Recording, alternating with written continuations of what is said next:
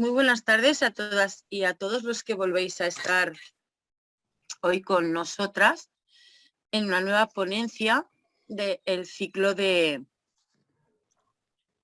ponencias que hemos organizado la Asociación Somos Más.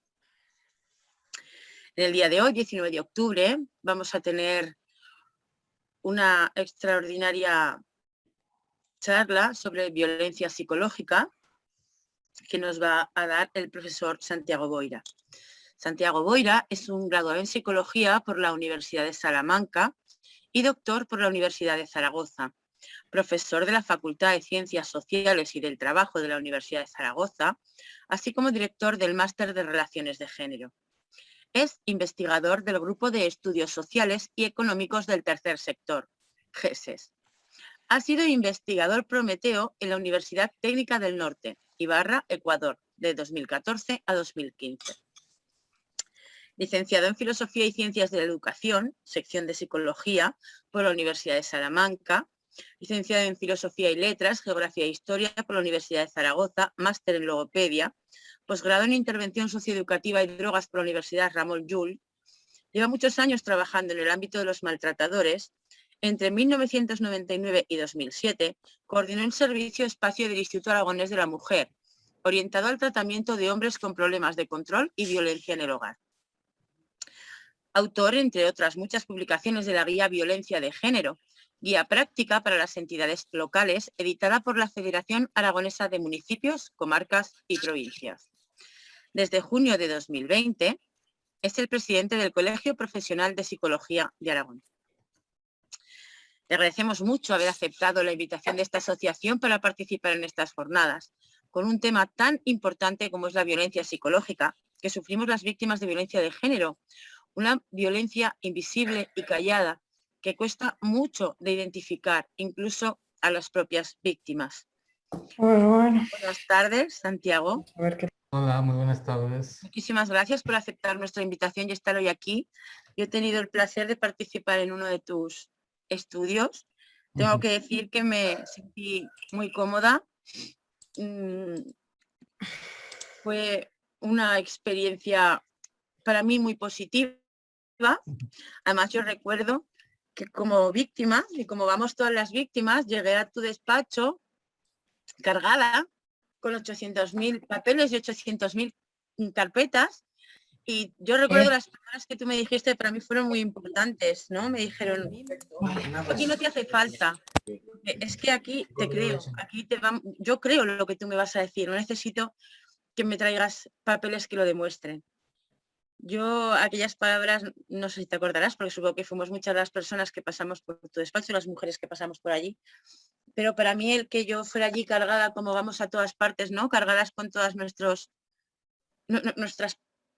sentencias, nuestros informes y nuestros papeles, y que tú me dijeras en ese momento que no necesitaba demostrarte nada, porque allí donde estaba contigo se me ibas a creer en mi palabra.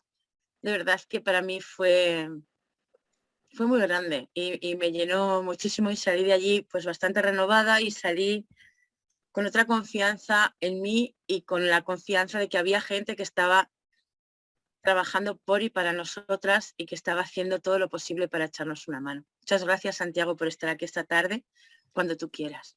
Pues muy bien, Natalia. Pues muchas gracias por tus palabras. Sí que recuerdo, claro que recuerdo. Y muchas gracias también a vosotras, ¿no? Como asociación por invitarme pues a participar y a compartir pues algo que ha sido parte de mi trabajo, y que yo creo que además el tema que me propusisteis, la violencia psicológica, para mí es un aspecto clave, ¿no? Pues para entender la dinámica de la violencia dentro de la pareja. Y ahora, bueno, pues voy a intentar en el ratito que tenemos, pues daros algunas pistas o al menos contaros algunas cosas sobre esto, ¿no? Por lo que me planteasteis, la cosa es que estemos aproximadamente, pues digamos, de charla, por mi parte unos 40 minutos, pero que es importante el tema de las preguntas y el intercambio y el debate, ¿vale? Con lo cual, pues bueno, pues voy a empezar. Básicamente el objetivo el objetivo de lo que os voy a contar, en realidad os voy a hablar de estas tres cosas, ¿vale? En primer lugar, aunque sé que aquí estáis, pues tanto mujeres que habéis sobrevivido, ¿no? Sois auténticas sobrevivientes, ¿no? Pero también estáis profesionales, también Natalia me ha comentado pues, que hay gente de aquí, de allá, de distintos lugares. Entonces muchas de las cosas que ahora al principio os voy a contar, creo que ya las conocéis, ¿no? Pero sí que me gustaría poner acento en algún aspecto muy particular. Luego hablaremos un poquito de los tipos de violencia y cómo valoro yo estas tipologías, ¿no? Sobre cómo se puede dañar y matar a las mujeres. Y por último me centraré ya más en concreto en lo que es la violencia psicológica y en algunos aspectos que creo que es importante comentar. Recogiendo también ahora mismo las palabras que decía Natalia, ella ha dicho algo muy importante, ¿no? Y creo que es el primer mensaje, yo creo que es un mensaje central en la tarde de hoy.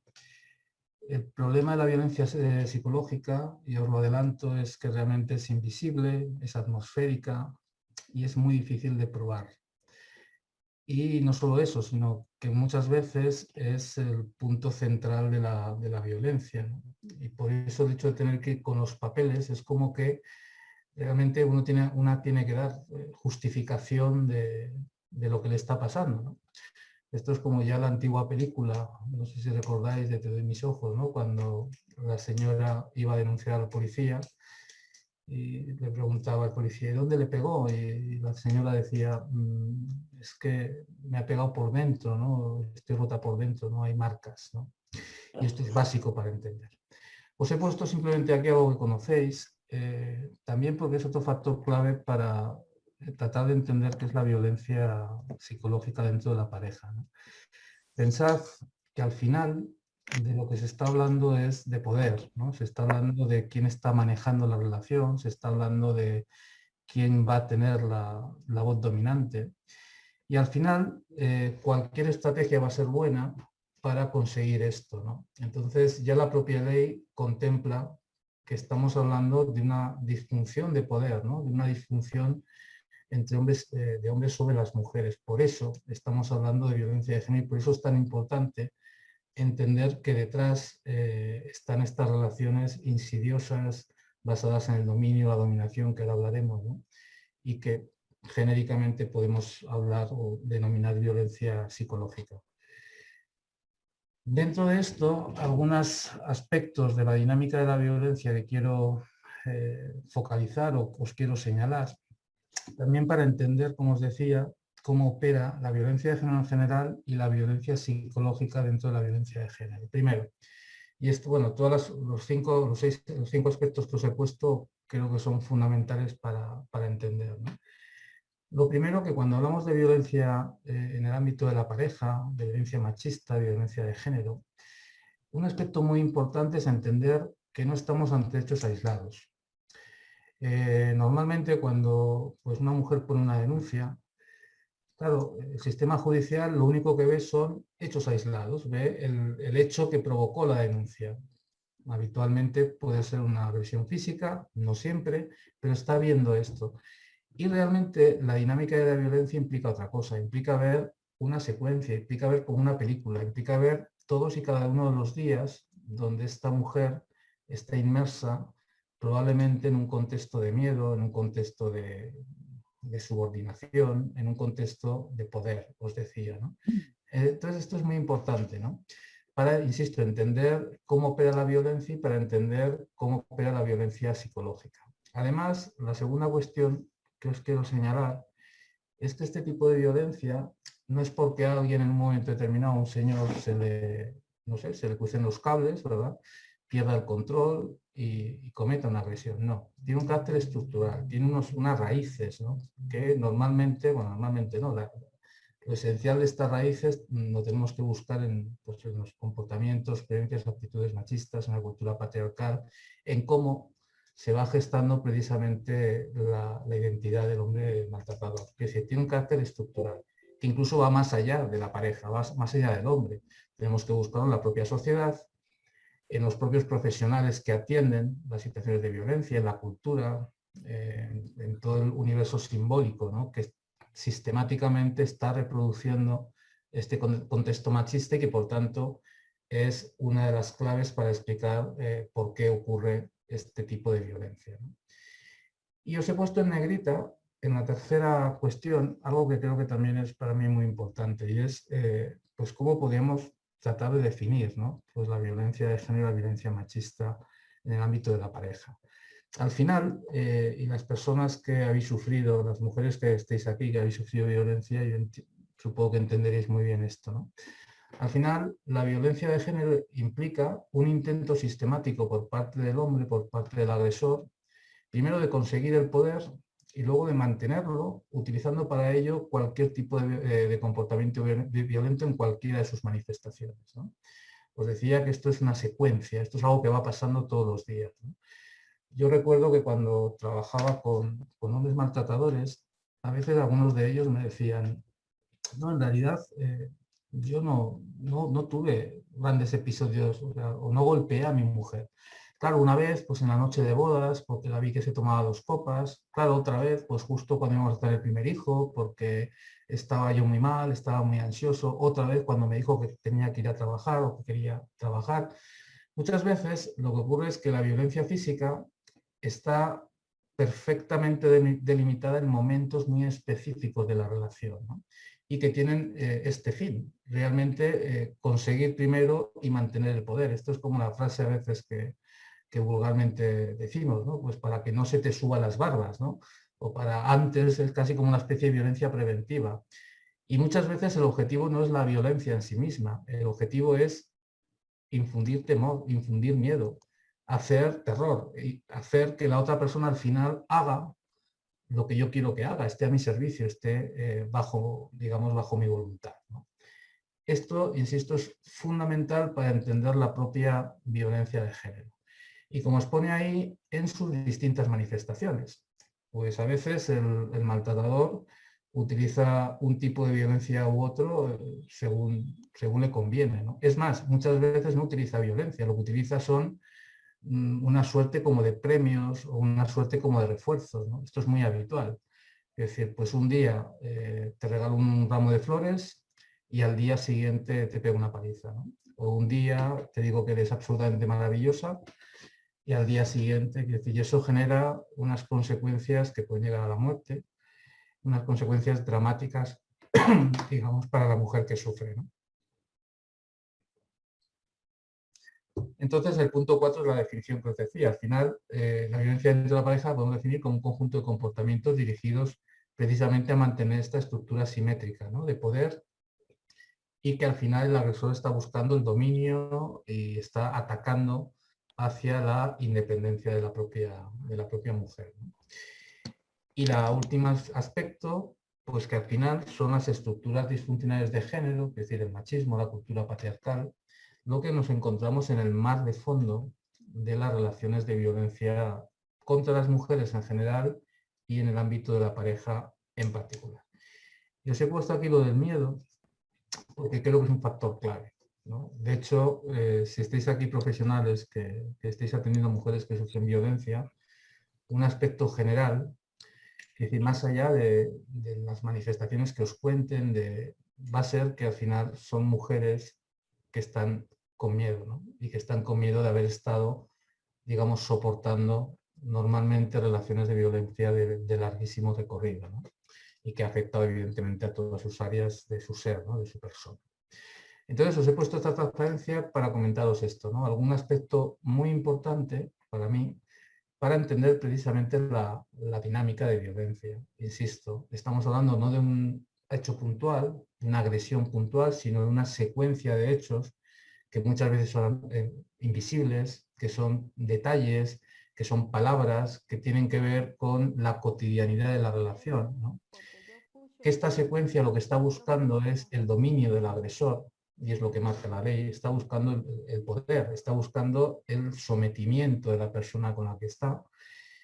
Este dominio, este poder, las raíces las tenemos que buscar pues en la cultura patriarcal, en la propia identidad, ¿no? del agresor.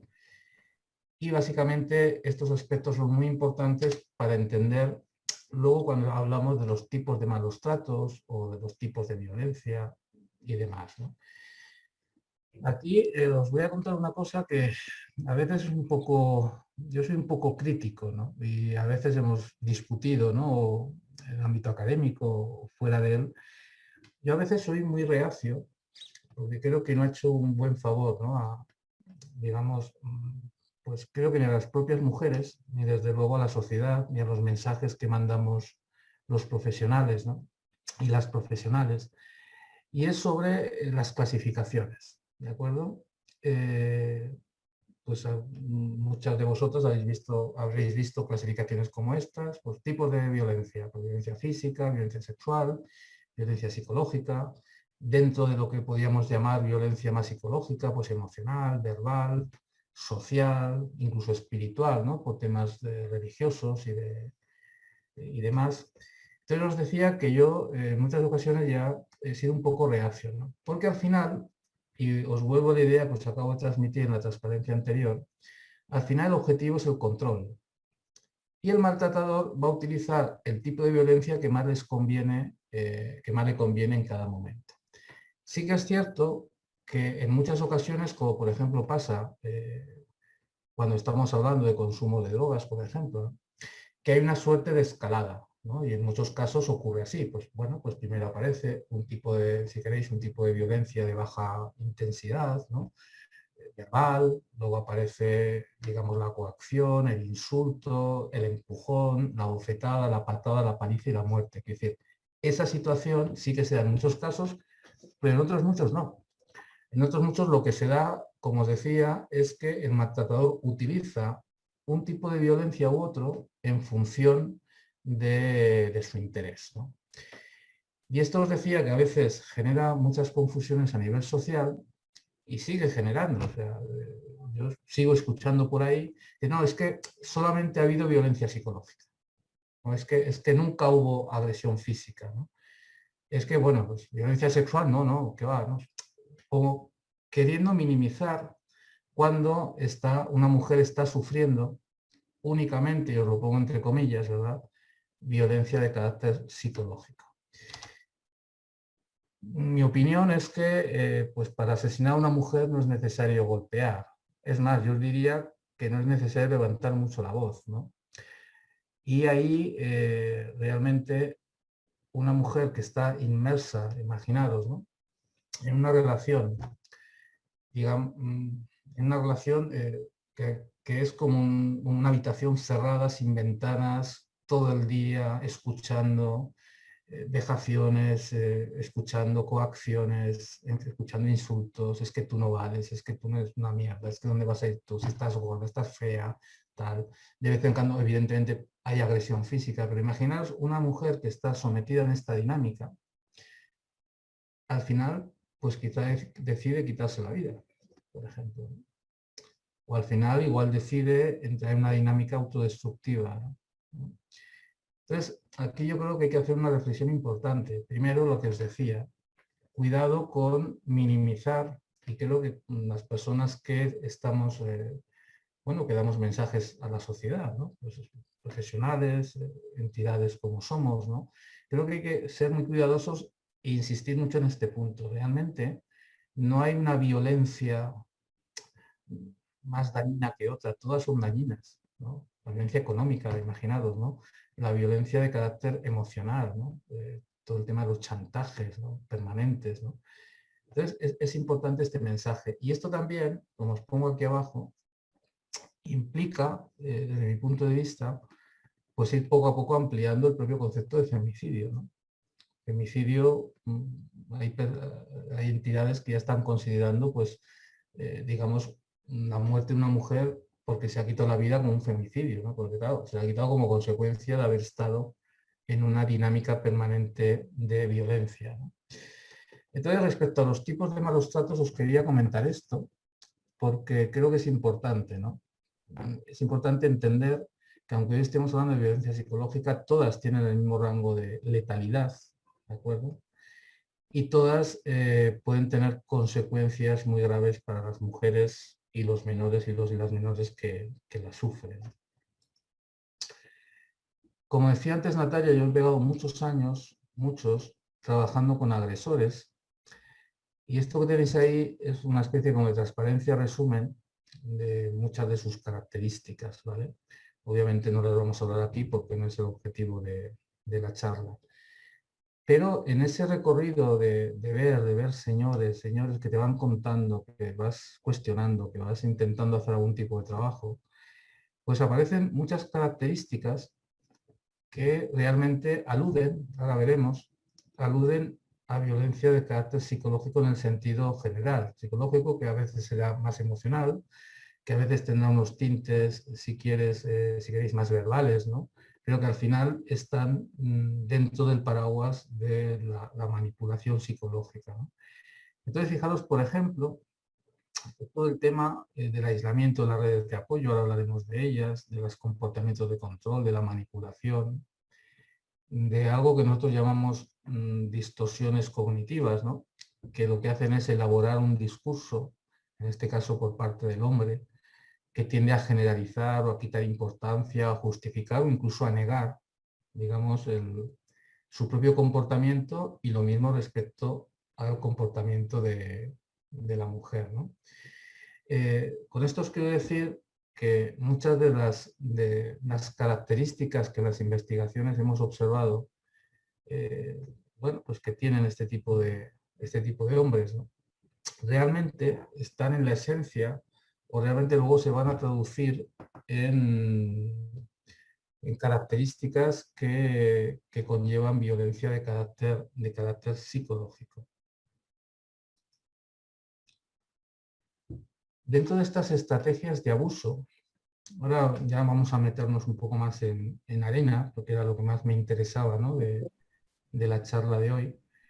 Dentro de estas estrategias de abuso psicológico, antes también decía Natalia en la presentación, que tienen una característica, ¿no?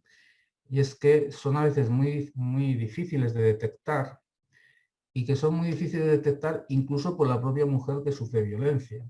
Esto es así, ¿vale? ¿Por qué son difíciles de detectar?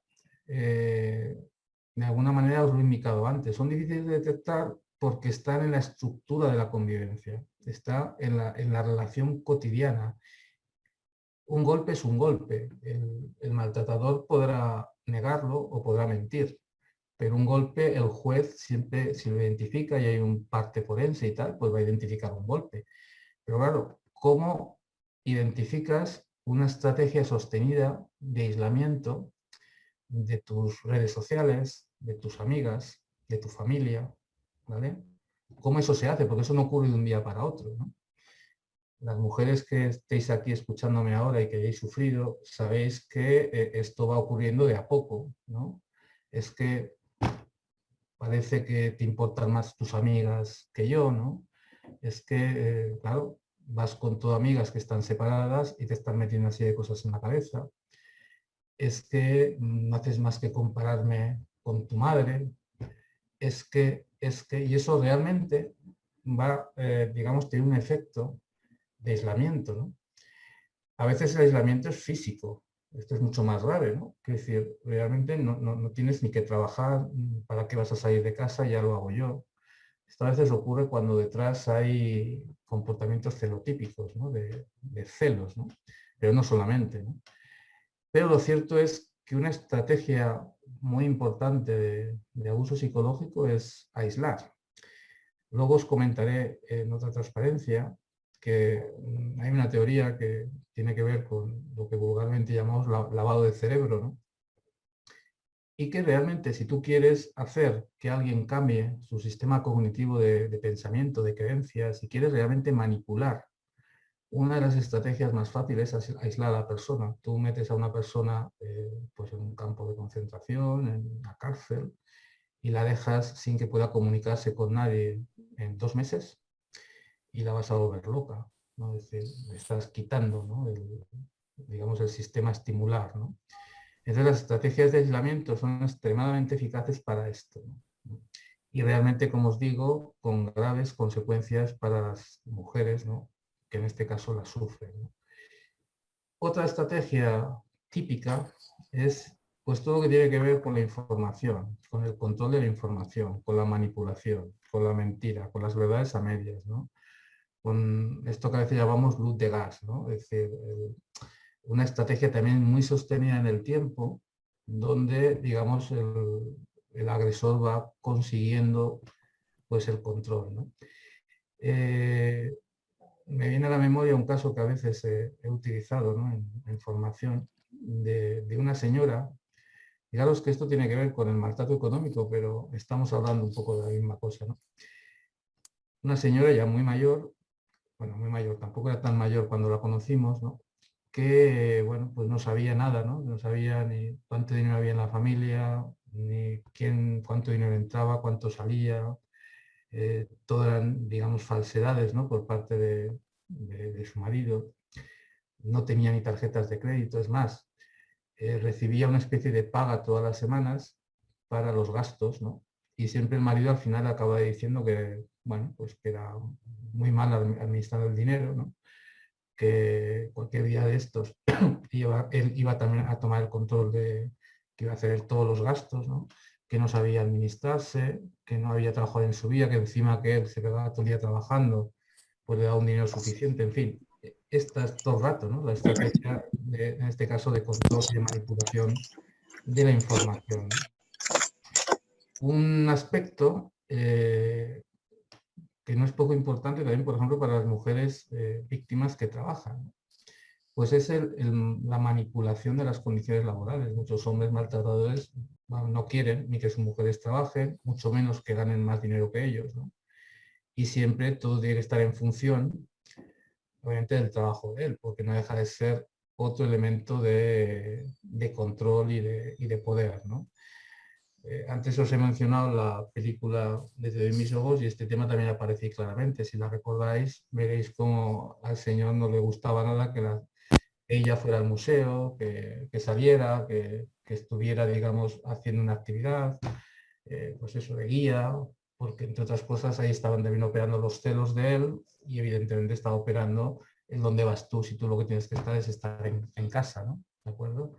¿Cómo va a ocurrir este control? Pues literalmente obstruyendo, que es decir, prohibiendo, limitando, criticando todo lo que tiene que ver con el trabajo, pues aludiendo que puede ser un trabajo peligroso, que, en fin, que ella está en casa, que se casó para eso, ¿no? Para que cuida de sus hijos, etcétera, etcétera. En cualquier caso, esta sería otra estrategia también importante de abuso, ¿no? Otra, la cuarta que os pongo allí, tiene que ver con el abuso emocional. Esto es un amplio espectro de comportamientos, ¿no? Pues la intimidación en el sentido directo, la amenaza, los desprecios, las humillaciones, el rechazo, ¿no? Y esto vuelve a ser muy atmosférico.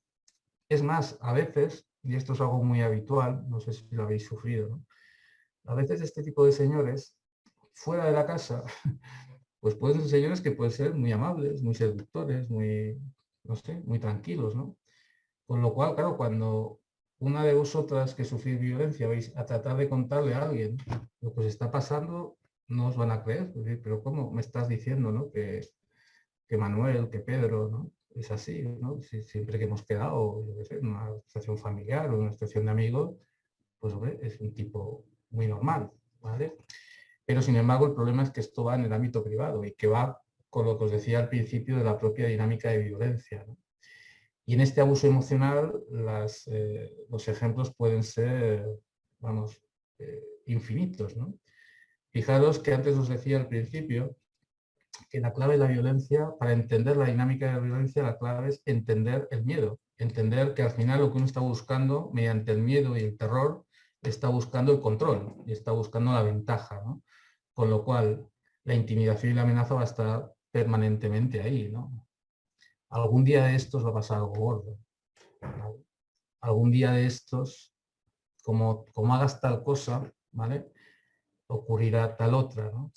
Como hagas esto, pues ya veremos a ver qué pasa con el divorcio de los niños, ¿no? Por ejemplo, en fin, ahí puede ser, insisto, infinito, ¿no? Igual que las estrategias de desprecio, de humillación y rechazo como persona. Yo siempre digo, y esto también lo he trabajado mucho con los hombres, Claro, muchas veces, por ejemplo, hablando del insulto, del desprecio, ¿no? Yo siempre les decía que hay como dos tipos de insultos, ¿no? Que están los insultos generales, ¿no? Que estos dependen mucho del contexto, ¿no? Donde ocurran. El otro día hablaba con una persona del sur, de Andalucía, y me decía, bueno, pues ahí lo habitual es que vas a un bar y lo habitual es que, oye, cabrón, no sé qué, hijo puta. Es decir, que el insulto genérico puede tener su contexto y puede ser muy denigrante, ¿vale? Pero tiene un contexto, insisto, genérico. Muchas veces el agresor, si tú le preguntas, ¿usted ha insultado alguna vez o ha despreciado a su pareja? Y dice, no, yo nunca le he insultado, nunca le llamé, perdona por las palabras, nunca le llamé puta, nunca le llamé zorra, nunca le llamé tal cosa, ¿no? Y tú dices, ah, vale. Pero muchas veces la clave no está ahí, en las estrategias de abuso emocional, ¿no? Muchas veces la clave está en que muchas veces este desprecio, esta humillación se traslada a la línea de flotación de la persona. Les pongo un par de ejemplos, ¿no? Para que veáis también cómo operan estas dinámicas. Imaginaros que, por la razón que sea, pues no sé, imaginaros pues que una pareja, pues ella ha tenido 2 o 3 hijos, ¿no? Ha ganado un poco de peso y ha estado pues dedicada a la crianza, ¿no? E imaginaros que la estrategia de él es, pero tú con esas trazas, ¿dónde vas a ir? ¿No? Más te valdría ponerte a trabajar y no estar en casa tanto tiempo viendo telenovelas, ¿no? Cuando realmente ella ha estado pues estando en casa pues porque probablemente era un padre ausente, ¿no? ¿Vale? Imaginaros que yo en mi autoestima, que realmente pues siempre me gustó ser pues, más delgada y tal, gano una serie de peso, de unos kilos de más, y va este señor y no hace más que darme en esa línea de flotación. Al final mira, me voy a buscar otra porque contigo no me apetece, ¿no? Este tipo, ¿no? de estrategia de abuso emocional, insisto, aquí la clave es abuso emocional sostenido en el tiempo, ¿no? Yo ya digo que este es otro enorme campo, a veces es también difícil de detectar por lo que os digo, ¿no? Porque cada uno detecta un insulto. ¿A usted alguna vez le llamaron de tal manera? Que sí, pues no, tal. Pero claro, detectar que algo que se incorpora a la normalidad de la relación, claro, yo lo detecte como que es algo que me está dando en mi línea de flotación, eso no es tan fácil, ¿vale? Y además porque muchas veces, vamos, ocurre con esta estrategia de abuso emocional y con las otras que os estoy comentando, ¿no? Al final se llegan a naturalizar y se llegan como a incorporar, quiero decir, a restarles importancia, digamos, por parte tanto del maltratador como por parte de la mujer que sufre violencia, ¿no?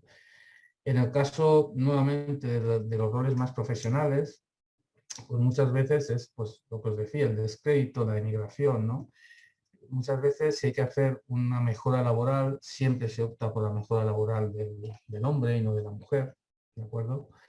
Muchas veces es, bueno, pues tú seguro que has tenido que hacer algo para que te propongan este ascenso, ¿no? Nuevamente la estrategia de desprecio, de descrédito, ¿vale? Bueno, dentro de estas estrategias de abuso psicológicos acabo de comentar, digamos, algunas que son muy genéricas, pero luego, aquí os voy a hablar un poquito de teoría, porque creo que no es el contexto, ¿no? Pero sí que os voy a plantear como 3 teorías que están detrás de estrategias de abuso psicológico y nos sirven para explicar aspectos muy concretos de la dinámica de la violencia. La teoría del ciclo de la violencia es la más conocida, de Leonard Walker, que la conoceréis, ¿no? Lo de, bueno, la escala de tensión, la fase de golpes, el arrepentimiento, la luna de miel y vuelta a empezar, ¿no? Sabéis que esto es destructivo para digamos, la mujer que sufre violencia y con graves consecuencias nuevamente en el ámbito, digamos, de su salud y de su bienestar, ¿no? Muchas veces pues hay muchas mujeres que sufren violencia que, bueno, si yo al final lo que quiero es que cambie, ¿no? Si yo al final, claro, si no bebiera tanto, si no hiciera tal cosa, ¿no? Y claro, como se genera este ciclo, pues llega este señor y dice, mira, amor mío, pues se me fue la mano, me había tomado 2 copas, no va a pasar nunca más, por favor, perdóname, por favor, te quiero con locura. se genera pues, una situación pues, de arrepentimiento y de muestra de afecto y vuelta a empezar, ¿vale? Y eso genera de nuevo una dinámica de, si queréis, de ataque psicológico muy fuerte, ¿no? Esta sería la primera de las teorías que, insisto, están asociadas también a lo que estamos hablando hoy. Habría otra que llamamos síndrome de adaptación paradójica a la violencia doméstica, la violencia de género. Y básicamente, si vais leyendo lo que fue la transparencia, pero básicamente se explica como se explica el síndrome de Estocolmo. Ya sabéis que el síndrome de Estocolmo un poco se relaciona pues, con aquellas personas pues, que han sufrido un secuestro, que han sufrido momentos largos de encierro, ¿no? Y que han estado con su torturador o con su secuestrador, ¿no? Y que, por una suerte de paradoja, han generado un cierto vínculo que luego también tiene graves consecuencias psicológicas, ¿no? Pero un cierto vínculo con este maltratador. Imaginaros, en el caso de un secuestro, claro, yo estoy ahí encerrado y de repente le pido a mi secuestrador, oye, por favor, ¿me podías traer una revista? Es que ya estoy tan aburrido que no sé qué, ¿no? Oye, por favor, necesito un poco de agua, ¿no me la puedes traer? Oye, por favor, no me apagues la luz, ¿no? En fin, os pongo ejemplos. Claro, si en este caso el secuestrador admite, de alguna manera yo podría llegar a pensar que tampoco es tan malo, ¿no? Porque justo cuando lo necesité, pues de alguna manera estuvo ahí, ¿no? Si trasladáis esto a la relación de violencia, a veces opera igual. Antes os decía que el maltratador puede en un momento determinado, digamos, hacer una agresión, pero al momento siguiente puede regalar flores, ¿no? Y esta es la misma dinámica, ¿no? Entonces, yo desde el punto de vista de la mujer puedo pensar, hombre, pues tan malo no es cuando, pues fíjate, pues fuimos a cenar el fin de semana pasado, ¿no? Pues sé que tiene muchos problemas, ¿no? Y a veces, pues quizás es culpa mía, ¿no? Que no estoy cerca de él, ¿no? Pues a veces, pues fíjate, pues al final ha hecho el esfuerzo porque ha estado trabajando horas y horas para que podamos irnos de vacaciones, ¿no? Pues, en fin, eso genera este tipo de adaptación paradójica, de, insisto, de graves efectos también a nivel psicológico y que genera una suerte de dinámica de abuso permanente, ¿no? Porque al final, el gran engaño de esta historia es que la estructura, en el caso del secuestro, es que hay un secuestrador y hay una persona secuestrada.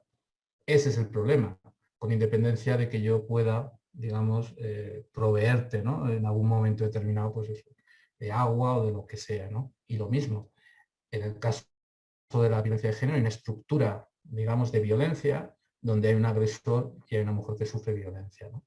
Con independencia del ramo de flores o con independencia de, ¿no? Y esta, insisto, esto se convierte también en una dinámica permanente, ¿no? Y la tercera de las teorías,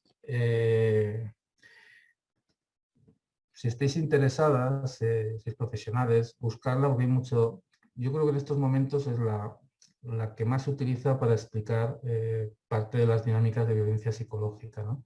Si buscáis por la red persuasión coercitiva, violencia de género, pues realmente encontraréis muchísimo material, ¿no? Parte de lo que dice la teoría de la persuasión coercitiva, ya os lo he comentado hablando de las estrategias de abuso general, ¿no? Pero básicamente viene a decir que, digamos, son un conjunto de estrategias que lo que están buscando es lo que os pone ahí, ¿no? Es como la reprogramación del pensamiento, el que la persona acabe por sentirse sometida sin que se dé cuenta, ¿no?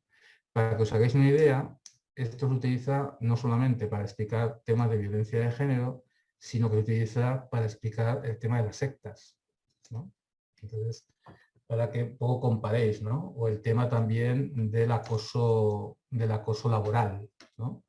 De cómo las mujeres que están, o las personas, vamos, que en este caso que están sufriendo acoso laboral, realmente pueden verse inmersas en este tipo de cosas. ¿Cuáles serían sus características, ¿no?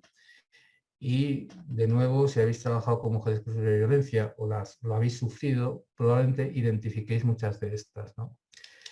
Muchas veces lo que ocurre es el aislamiento, lo estaba comentando, creo que es una estrategia clave, ¿no? La dominación psíquica o física temprana, al final, el por las buenas o por las malas, ¿no? todo el tema del miedo, de la escalada del mantenimiento del miedo, es otro acento clave, ¿no? Es decir, si tú te vas a enterar, ¿no? Si tú te vas, voy a matar a tus hijos, ¿no? Si tú te vas, se lo voy a contar a no sé quién, ¿no? La inducción de culpa, otro tema, ¿no? Al final, la culpa siempre no va a ser evidentemente del Señor, sino que fuiste tú, la que tú cuando quisiste trabajar, fuiste tú la que no sé qué, fuiste tú la que no estabas en casa, eres tú, ¿no? Las expresiones contingentes de amor. Esto también es muy importante, os lo explico un momento. Claro, cuando dos personas se quieren, en principio se quieren de manera incondicional, quieren a la persona, pero no quieren a la persona cuando hace algo. Es decir, si tú te portas bien, entonces te quiero. Si tú haces lo que tienes que hacer, entonces te refuerzo, ¿vale? La exigencia de lealtad, la exigencia de secreto, esto a veces también se relaciona mucho con el propio aislamiento, ¿no? Es decir, los trapos sucios de la familia se lavan en casa, ¿no? Es decir, esto lo tenemos que solucionar entre nosotros dos, nadie más puede enterarse, ¿no? Al final, lo que está generando de nuevo es una estructura, lo que os decía, pues totalmente cotidiana, pues de dominación, de aislamiento, de miedo. Hacer la comparación con las sectas, si habéis tenido alguna persona que desgraciadamente ha podido estar enganchada, ¿no? Pues es es exactamente la misma dinámica. El tema de los celos patológicos también está dentro, ¿no? Y luego, lo que os decía también, los refuerzos intermitentes en los comportamientos de la víctima. Esto también suele generar depresión al final, ¿no? Hay una teoría que se llama indefensión aprendida que opera de esta manera. Imaginaros pues una pareja donde pues ella está haciendo lo infinito para conseguir el amor de su pareja, ¿no? Y un día dice, bueno, pues hoy le voy a hacer pues, su plato preferido. Y ese día todo va bien. Pero al día siguiente vuelve a hacer el plato preferido y ocurre una agresión, ¿no? Es decir, refuerzo intermitente de comportamientos que pueden ser similares, porque claro, no depende de cómo ella se comporta, depende de cómo el otro, el tipo, desea o quiere comportarse, ¿no? Entonces os decía, el tema de la persuasión coercitiva creo que es importante que lo consideréis y es ahora mismo bueno, pues un conjunto de estrategias que explican bastante bien lo que pasa desde este punto de vista, ¿no? Y ya para terminar, yo quería hablar de esto, últimamente es una de mis pequeñas obsesiones, ¿no? Yo quería hablar de esto y creo que ayuda también a entender bien pues expresiones, aquí yo llamo expresiones cotidianas de la violencia psicológica dentro de la pareja, no solamente de la violencia psicológica dentro de la pareja, ¿vale? Esto hay algunas de ellas, ahora veréis, ¿no? Pues por ejemplo el sexismo que se ha aplicado, digamos, a la violencia contra las mujeres en general. Es más, yo creo que aspectos como los tres que os voy a contar ahora, os voy a hablar de relaciones afectivas y de amor romántico, os voy a hablar de sexismo y yo voy a hablar de micromachismo muy brevemente. Al final son manifestaciones de esta estructura patriarcal que estamos hablando y que de mi punto de vista están en la raíz que explica la propia violencia dentro de la pareja, la propia violencia dentro de las mujeres y también en el caso que nos ocupa dentro de la pareja, ¿no? Insisto brevemente porque voy a intentar ser fiel al tiempo que me habéis otorgado, me quedan unos 7 u 8 minutos, porque creo que es importante el tema también de las preguntas. El tema del sexismo. En el fondo, ¿qué es el sexismo? Pues es una actitud discriminatoria, como os pone ahí, hacia la mujer que legitima la posición subordinada y refuerza la desigualdad de género. Esto se puede aplicar. Ahí va, ¿qué ha pasado aquí? Esto se puede aplicar a cualquier ámbito social, ¿vale? Pero esto también se puede aplicar, digamos, a la relación de pareja. Fijaros las dos imágenes que tenéis ahí, pues una mujer con una plancha encima y un hombre con una pelota de fútbol, ¿no? Las actitudes sexistas que van a ser parte de este clima también de violencia dentro de la pareja y de estas estrategias de manipulación, de abuso, de subordinación. Digamos, estas actitudes sexistas parten de entender, primero, que hombres y mujeres tenemos unos roles de género que cumplir distintos, ¿de acuerdo? Y eso lo llevamos interiorizado. Y eso tiene que ver con cómo yo entiendo la identidad masculina y cómo yo entiendo la identidad de mi pareja, en este caso la femenina, ¿de acuerdo? Y además esto va a tener una serie de manifestaciones, perdóname la expresión, prácticas, ¿no? En lo que es la relación. Puede haber un sexismo, que es decir, actitudes de acoso, de hostigamiento, mucho más hostiles, ¿no? Entendiendo que, bueno, pues mi pareja, pues hombre, no puede estar a mi mismo nivel. Mi pareja, pues hombre, pues ella, pues yo trabajo, pero ella lo que tiene que hacer es planchar, ¿vale? Y esto realmente volverlo a sostener en el tiempo y siempre manteniendo una situación de subordinación frente a la figura principal que soy yo. Sexismo hostil. Pero hay otra manifestación de sexismo que también es todavía, si cabe, más difícil de identificar. El otro ya llamamos sexismo benevolente, ¿no? Y no sé, a ver si lo podéis identificar bien. Y tiene que ver con estas actitudes también de muchos maridos, ¿no? De parejas masculinas, que es esta actitud de protección, es esta actitud casi de galantería, ¿no? Y de, bueno, de entender, bueno, que al final, pues hombre, yo quiero mucho a mi mujer, ¿no? Es la madre de mis hijos, ¿no? Es la esposa, ¿no? Yo me casé con ella para toda la vida, ¿no? ¿Cómo yo voy a dejar que ella trabaje, por ejemplo, ¿no? Entonces, insisto, el sexismo benevolente también se puede observar en todas las áreas sociales, pero ocurre dentro de lo que serían las relaciones de pareja. Imaginaos una pareja de novios donde, ¿cómo voy a dejar que ella pague las copas, ¿no? ¿Cómo voy a dejar que, pues claro, yo siempre le voy a abrir la puerta? Es que yo amo a mi pareja, ¿no? Pero detrás vuelve a haber otra vez esta estructura de poder asimétrica. Fijaros que cada acto de protección hacia, entre comillas o muchas comillas, el sexo aparentemente débil, al final es una manifestación de abuso de poder, ¿sí? Y por tanto entra en el universo que estamos manejando o hablando en relación a la violencia psicológica. Entonces, primer aspecto, insisto, que sería una expresión, no ya una estrategia concreta, sino un conjunto de expresiones, ¿no? Sería el sexismo, insisto, en el ámbito de la pareja, pero también, obviamente, en otros, ¿no? Otra cuestión que cada vez se ha puesto muy de moda, y aquí también hay otro problema con la palabra, ¿no? Por lo mismo que hablábamos antes de la violencia psicológica frente a la violencia física, ¿no? Pues el tema de los micromachismos. Claro, aquí el problema es la palabra micro, ¿no? Porque parece ser que si ponemos micro, pues es de menor importancia, ¿no?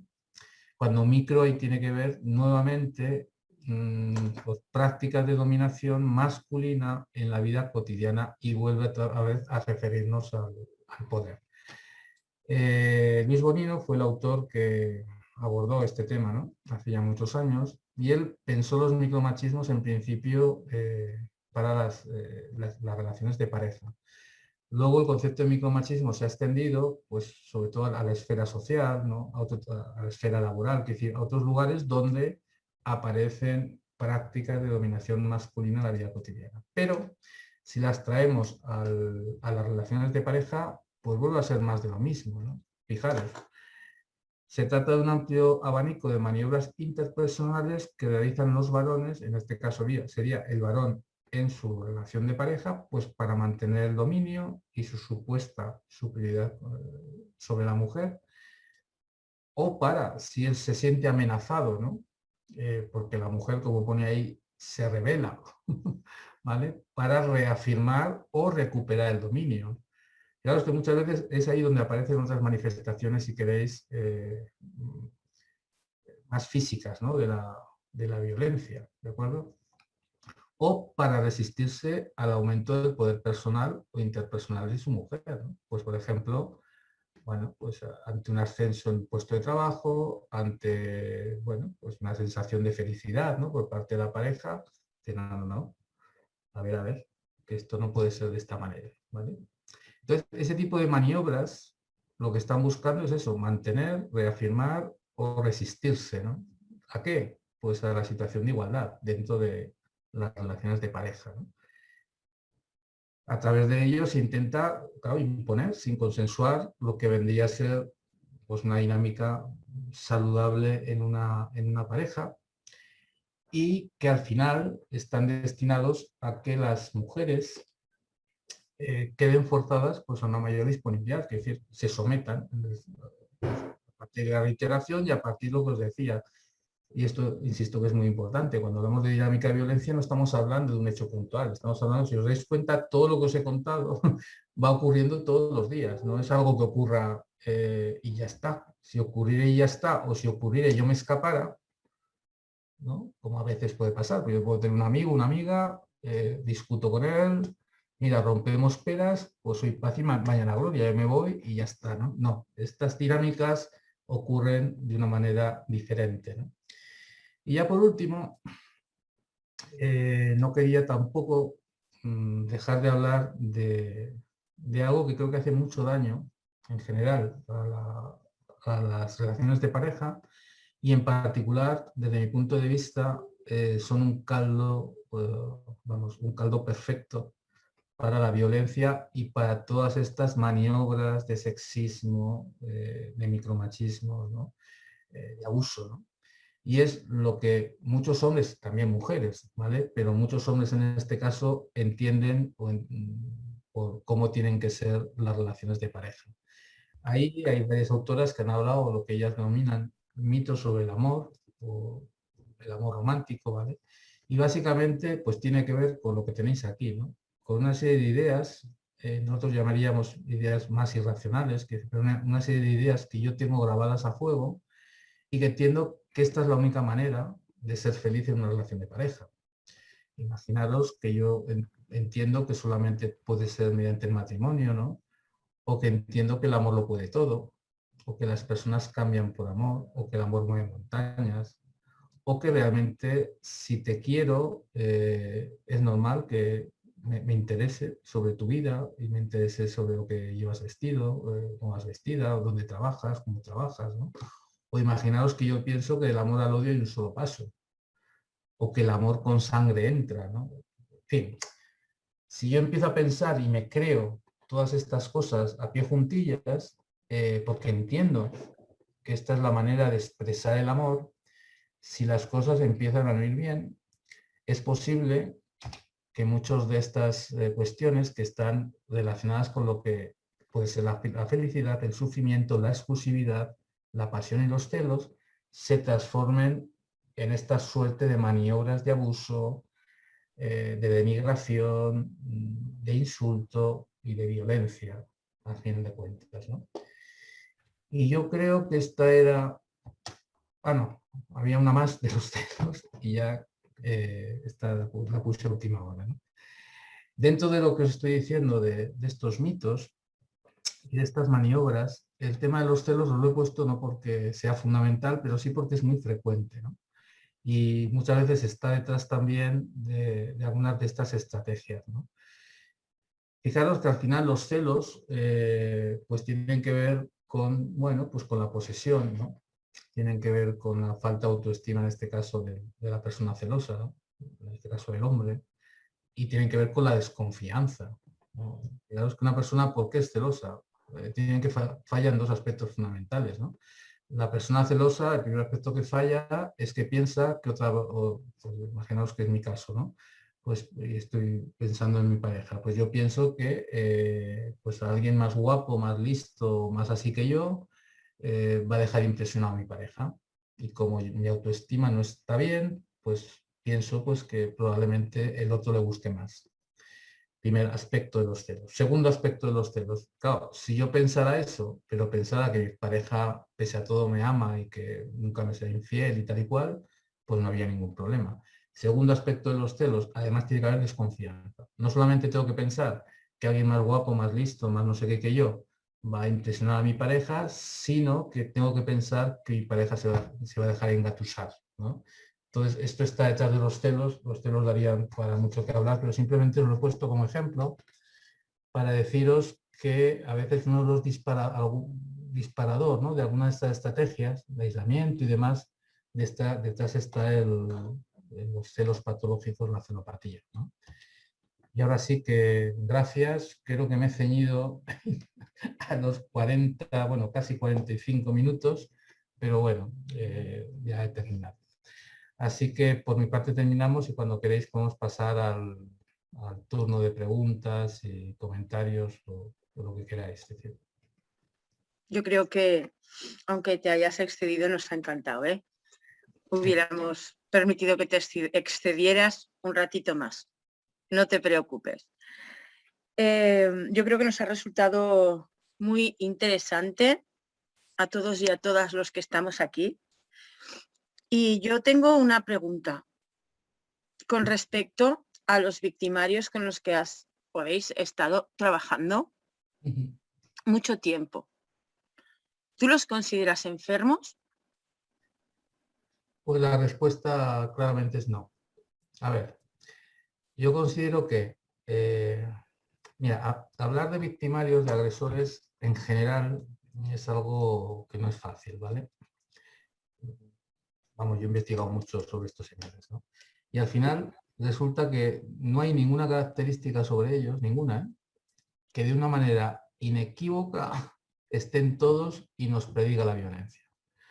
Pues muchos de ellos, ahora que estamos hablando de los celos, son celosos, pero no todos. Pues muchos de ellos a lo mejor consumen alcohol, pero no todos. Pero muchos de ellos igual tienen un comportamiento muy caliente y muy impulsivo, pero no todos. Hay otros que son más fríos, son más psicópatas, ¿no? ¿Qué quiero decir con esto? Que primero, hablar en términos generales no es fácil. Y segundo, claro, entender, desde mi punto de vista, entender la violencia de género, entenderla en este contexto de cultura patriarcal. Hay que entenderlo dentro de esta cultura, dentro de este contexto de cultura patriarcal, de machismo que estamos hablando, ¿no?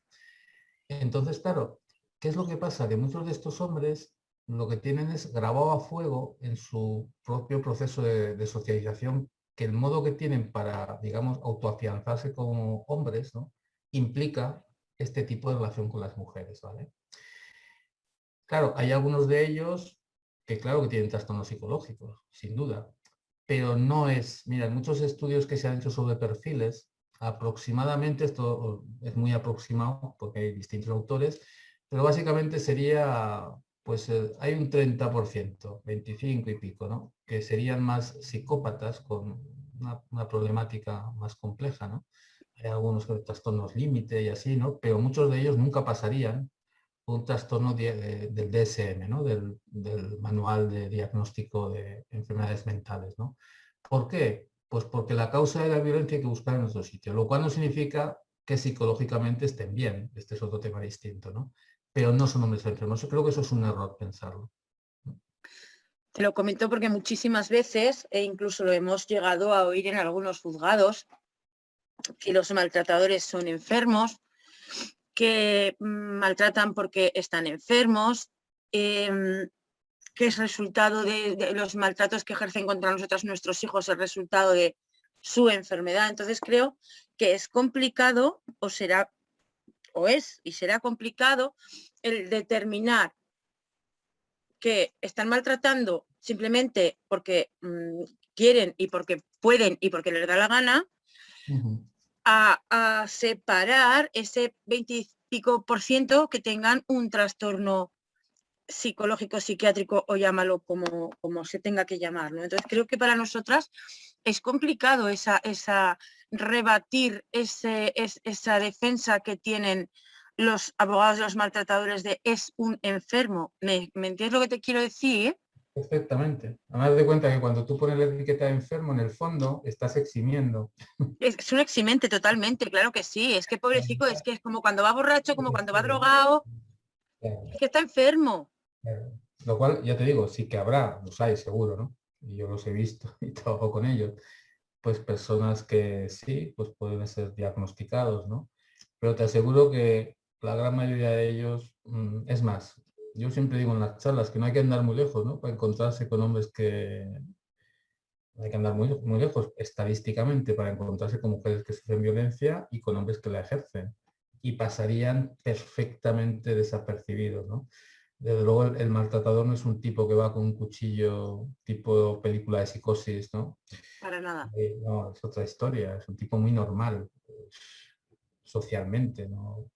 Hay una parte que no, que es lo que estamos hablando, pues hay una parte que a lo mejor sí que tienen historias de consumo, pueden tener historias disruptivas, ¿no? Desde el punto de vista de su historia de socialización, pero no es lo habitual, para nada. Es más, y ya sabemos, sabéis, ¿no? Que hay maltratadores de toda clase social, de todas las profesiones, jueces, fontaneros, psicólogos, médicos, lo que queráis, ¿no? Sí, sí, así es. Como decía mi abuela, santos de plaza y diablos de casa. Sí, sí, así es. Así. ¿No había escuchado ese dicho? ¿No? Te la regalo. La decía mi abuela que era una mujer muy, De muy casa, lista y muy sabia. diablos de casa, sí, sí. Santos de plaza y Plaza diablos y de diablos casa. de casa, sí, sí. Cristina, creo que querías decirnos algo. Buenas tardes, Cris. Ponte el audio, cariño. Ahora ya. Hola, no, dos cositas. Bueno, primero muchas gracias, me ha parecido muy interesante todo lo que has dicho y, bueno, decir dos cosas. Una, eh, cuando estabais hablando de si son enfermos o no, evidentemente ante el planteamiento de la enfermedad es restarles volición y yo pienso que el maltratador tiene voluntad de maltrato, por lo tanto jamás habría que ponerle la etiqueta de enfermo. En cualquier caso, en los casos en los que haya alcoholismo o algún otro tipo de trastorno, muy bien, tendrán ese tipo de trastorno, pero en ningún caso serán maltratadores porque sean enfermos, porque la enfermedad resta abolición y eso en cualquier momento, o sea, en cualquier punto, en cualquier juzgado, en cualquier sitio, la abolición es el deseo de hacerlo. Y como muy bien decía nuestro ponente, a ver, hay maltratadores de todo tipo y clase social. A mí siempre me ha interesado hablar con quien está tratando maltratadores. En este caso, tú seguramente nos puedes ayudar. ¿Por qué? Tú estás tratando con maltratadores declarados. Pero ¿y todos aquellos psicópatas de guante blanco que son los que están haciendo daño? Que son la mayoría, porque al final los que acabáis tratando solo son una minoría que han llegado a vosotros, supongo que a través de juzgados. No sé cómo llegan a vosotros, pero ¿y todos los demás? ¿Y todos esos seductores de guante blanco que provocan el aislamiento en las mujeres a través de todo lo que has descrito muy bien, de la degradación, de la crítica, y sobre todo un tema muy importante, que es el que acaba aislando, que es la brecha salarial y los cuidados. La mujer se tiene que cuidar, perdón, la mujer normalmente cobra menos y además se tiene que dedicar a los cuidados, por lo tanto, cobrando menos y dedicándose a los cuidados, todavía pues se buscan reducciones de jornadas, con lo cual siempre la situación de la mujer va a estar muy por debajo de la del hombre, con lo cual ya estará en una situación por debajo de, con lo cual es más fácil que sea la víctima de. Y una cosa más, perdón que estoy diciendo muchas cosas, pero una cosa más, cuando oigo todas estas charlas, podríamos pensar que se está definiendo una mujer sin, pues pobrecita, una víctima, una persona que no tiene personalidad, una mujer que se deja llevar, una mujer pues siempre que está en inferioridad de condiciones. Y puede ser una mujer perfectamente válida, perfectamente inteligente, con muchos recursos y sin embargo llegar a esas situaciones de marginación social, económica, al miedo, al terror, y que son abusadas también con la amenaza de los niños.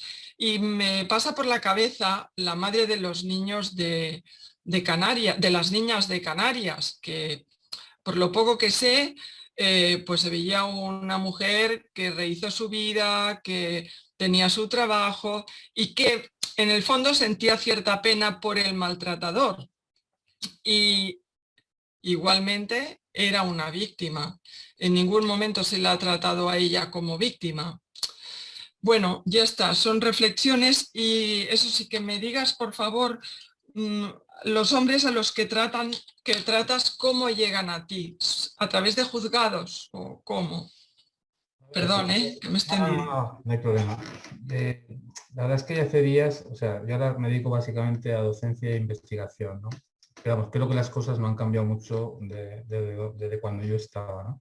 Mira, ahora mismo en Aragón hay dos posibilidades de atención a hombres maltratadores, ¿vale? Uno es el habitual, y eso cambió cuando cambió la ley, cuando, fíjate, ya hace años, ¿no? De 2004. Y es básicamente que son hombres condenados por un delito de violencia de género, ¿vale? Ese es el camino.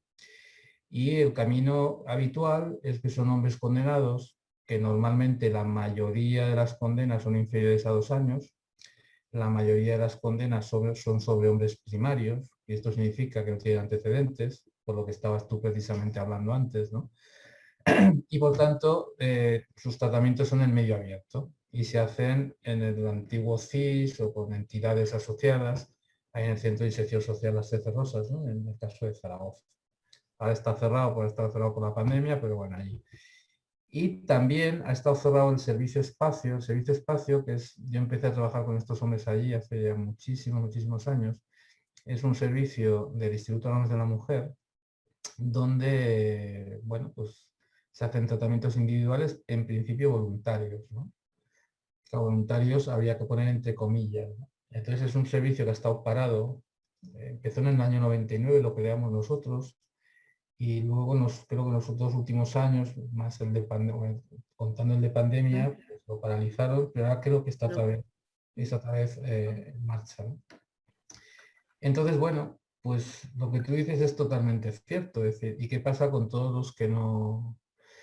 Por lo que estamos hablando, una de las cosas que os he intentado transmitir es que muchas de estas estrategias son de dificilísima prueba, ¿no? De dificilísima prueba.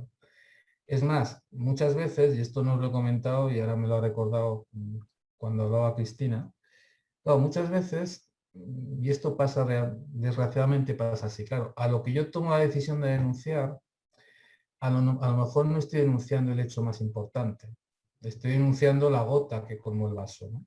Y justo la gota que colmó el vaso es la que no tiene pruebas. Claro, un juez no puede considerar la paliza que me dio hace 2 años. Lo podría considerar si hay un informe y aun con todo, el tema de la habitualidad es otra historia, pero si yo voy ahí porque un día digo estoy harta, yo me salgo, me voy y me voy a denunciar. Y claro, a lo mejor ahí no hay un elemento, ¿no? Entonces es complejo y lo que tú dices es así. Pues creo que es lo que pasa con los hombres que no... Yo creo que aquí la estrategia, yo soy mucho de intentar involucrar socialmente también a los propios varones, ¿no? Creo que aquí la estrategia pasa por el control social, ¿no? También, ¿no? Es decir, realmente que todas y todos tenemos conciencia de lo que puede ser y lo que no, ¿no? Y que por tanto no se rían las gracias en el grupo de WhatsApp, entenderme la metáfora, ¿vale? Que si haya más control, ¿no? Por parte de todo el mundo, ¿no? De la gente, de la ciudadanía. Pero realmente a nivel de prueba o cambia mucho la ley y no es previsible que eso vaya a ocurrir, o realmente es muy complejo eso. Creo que hay un par de personas en el chat que yo también tenía rondando esa pregunta, que nos preguntan si crees que los maltratadores pueden rehabilitarse. Yo, en el momento en el que no los considero ni enfermos ni adictos, creo que igual quizás la palabra no es rehabilitación, ¿no? Pero igual tú nos lo explicarás muchísimo mejor. Quizás, a ver, esta es como la pregunta del millón, ¿vale? De hecho, yo hice la tesis doctoral sobre una muestra de hombres del servicio espacio. Yo estuve trabajando primero en el servicio espacio y luego con los maltratadores condenados, ¿no? Entonces, con toda la muestra de varios años, ¿no? Yo llegué a la conclusión, os lo voy a contar muy rápidamente, muy sintéticamente. Imaginaros que entran 100 hombres al servicio espacio. Había más, pero en números redondos. Pues de los 100 hombres, la mitad el segundo día, antes de la segunda sesión. ¿Por qué se iban? Pues porque o iban a pedir un informe que no les íbamos a dar, o era para dejar contenta a su pareja, parecía ya ido al psicólogo. Entonces como decíamos, no, primero tenemos que hacer la terapia o tenemos que hacer la intervención y luego ya hablaremos, ¿no? Entonces, la mitad se iban antes del segundo día, o el tercero, en fin. De la mitad que quedaban, aproximadamente un 30%, un poco menos, iban abandonando, ¿no? Normalmente era una intervención del servicio espacio que de normal solían ser unas 15 sesiones. Imaginaros primero una semana, luego una cada 15 días, alguna de seguimiento, bueno, estamos hablando de varios meses, ¿no? Ok, y quedaba el 20%. El 20%, 20 y pico por ciento, donde yo más o menos podía valorar que mi valoración, no de alta, porque es lo que decía Natalia, aquí lo de alta, rehabilitación y baja es muy relativo, porque tú das el alta a nuestro señor y al día siguiente asesina a su mujer, ¿vale? Quiero decir, nuestra condición un poco para, digamos, dar el alta en el programa, por llamarlo de alguna manera, era que no hubiera habido una recaída, es decir, que no hubiera habido una agresión, claro, una agresión que pudiéramos constatar que estamos todo el rato hablando de las mismas cosas, no nos podemos meter dentro de la casa, ¿no? Y que yo viera desde el punto de vista clínico, y eso sí que lo podía ver con más facilidad, que había un cierto cambio en lo que para mí era el elemento fundamental, ¿no? O los elementos fundamentales. Uno, en el sistema de creencias de este señor, es decir, en cómo él estaba reelaborando lo que significaba ser hombre, mujer, detectar que realmente había una empatía real, ¿no? Este es un punto clave, ¿no? Es decir, entender que mi comportamiento ha dañado a la persona, ¿no? A mi pareja, ¿no? No decirlo, que eso es fácil, entenderlo y sentirlo, ¿no? Entonces, cuando eso ocurría, cuando eran estos dos criterios, ¿no? Pues yo daba el alta, es decir, y eso pasaba en 1 de cada 5. Lo cual no significa nada, porque aquí pueden aparecer falsos negativos y falsos positivos. Imaginaos que 1 de cada 5, pues realmente tiene un incidente después, ¿no? También me pasó algún caso al revés, ¿eh? Vamos, anecdóticos, pero pasó, ¿no? Pues de repente un señor que se me... Zaragoza es muy pequeño. Un señor que se fue a mitad de, tampoco sin más explicaciones, y te lo encuentras 2 años después por la calle, te saluda muy amablemente y te dice, jo, ¿cómo me ayudaste? Sin entender que te está dando la píldora o que hay una estrategia, digamos, de seducción, porque ya no tenía sentido, ¿no? Jo, ¿me ayudaste? Tal, pues mira, al final me separé, tal, bueno. En fin, que puede haber de todo, ¿no? Pero 1 de cada 5. ¿Qué es lo que pienso? Y esto fue el motivo, si me enrollo mucho, lo decís, y esto fue el motivo por lo que creamos, o el instituto, que fue realmente fue una acción muy valiente, ¿no? Por parte de un instituto de la mujer a finales de los 90, con la situación como estaba en ese momento, crear un programa para hombres agresores. Fue muy valiente por su parte, ¿no? Pero básicamente cuando se creamos aquello, quizá un aspecto era... el aspecto básico era mejorar la seguridad de la víctima. Tú no intervenías con el maltratador para que fuera más feliz. Eso no era correcto. Tú haces la intervención para, en la medida de lo posible, hacer un trabajo de contención y de mejora de la seguridad de la víctima. Aquel programa además tiene las características de que, claro, al estar, digamos, enmarcado en el Instituto de la Mujer, se puede trabajar a la vez con la mujer, con lo cual puede haber una coordinación, yo supongo que la seguirá habiendo. Cuando yo estuve muchos años la había, ¿no? Con la psicóloga. Con lo cual a veces el programa tenía otros objetivos. No era tanto curar, sino a lo mejor era mantener al agresor en red para saber lo que estaba haciendo, para tratar de contener mientras empoderábamos a ella para que encontrara trabajo, ganara en soporte familiar o soporte social para poder salir de allí. Es decir, o que también incluso tratar de prevenir una transición de la violencia a los críos, ¿no? A los chicos, a los menores, ¿no? En fin, que hay más caras, ¿no? Cuando estamos hablando de la intervención, yo lo que sí que tengo muy claro, es que lo único que no podemos hacer con los agresores es o no hacer nada, porque siguen estando allí, no se van, vamos, eso es no se van. Muchos de estos agresores lo que hacen es, pueden dejar a una mujer, pero buscar a otra para seguir, porque el problema no es ella, el problema es él. Y por tanto reproducir sistemáticamente la violencia. Y lo que tampoco podemos hacer, porque además no están mucho en la cárcel, por cómo están las leyes en estos momentos, es meterlos en la cárcel, sin más. Pueden estar 3 o 4 meses, 5 meses. Me acuerdo una vez que, además, no sé si era una cosa, estaba contigo, Natalia. Claro, es decir, no existe hoy por hoy, no existe la justicia preventiva. O sea, tú no puedes hacer algo, pero vamos, en este delito o en cualquier otro, ¿no? Con lo cual, judicialmente es un problema también, ¿no? Es que va a salir y va a ir a por ella, claro, y te dice el juez o te dice de instituciones penitenciarias, es que yo no puedo tener aquí un minuto más, porque entonces, en fin, que realmente no es tan fácil, no es a lo que voy, pero lo que sí que podemos, lo que no hay que hacer es no hacer nada. Creo que esto es así, ¿no? El tema es buscar la estrategia adecuada, que no lo sé, ¿no? Para de alguna manera poder hacer intervenciones que sean cada vez más eficaces, ¿no? Tenemos un gran problema, judicialmente hablando, y eso es cierto como que estamos todas y todos aquí ahora, con la justicia preventiva, como tú dices, porque muchos maltratadores a espera de juicio y muchos violadores están en la calle esperando el juicio que tiene que celebrarse.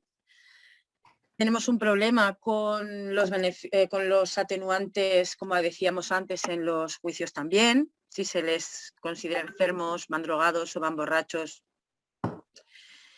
son atenuantes. Y tenemos también un gran problema respecto, judicialmente hablando, a los beneficios penitenciarios. Entonces eso, junto a que la prisión preventiva no se aplica o se aplica poco y mal, pues evidentemente ante el maltratador, violador de mujeres y criaturas es un grandísimo, grandísimo problema. ¿No lo podemos tener aquí un minuto más? No. Es que este señor es un reincidente, es que este señor sabemos que cuando salga, y lo tenemos claro, que va a ir a por su mujer. El problema es que no se aplica la ley con la rigidez que yo pienso que no se aplica la ley con la rigidez que se tendría que aplicar. Belén, tienes la palabra.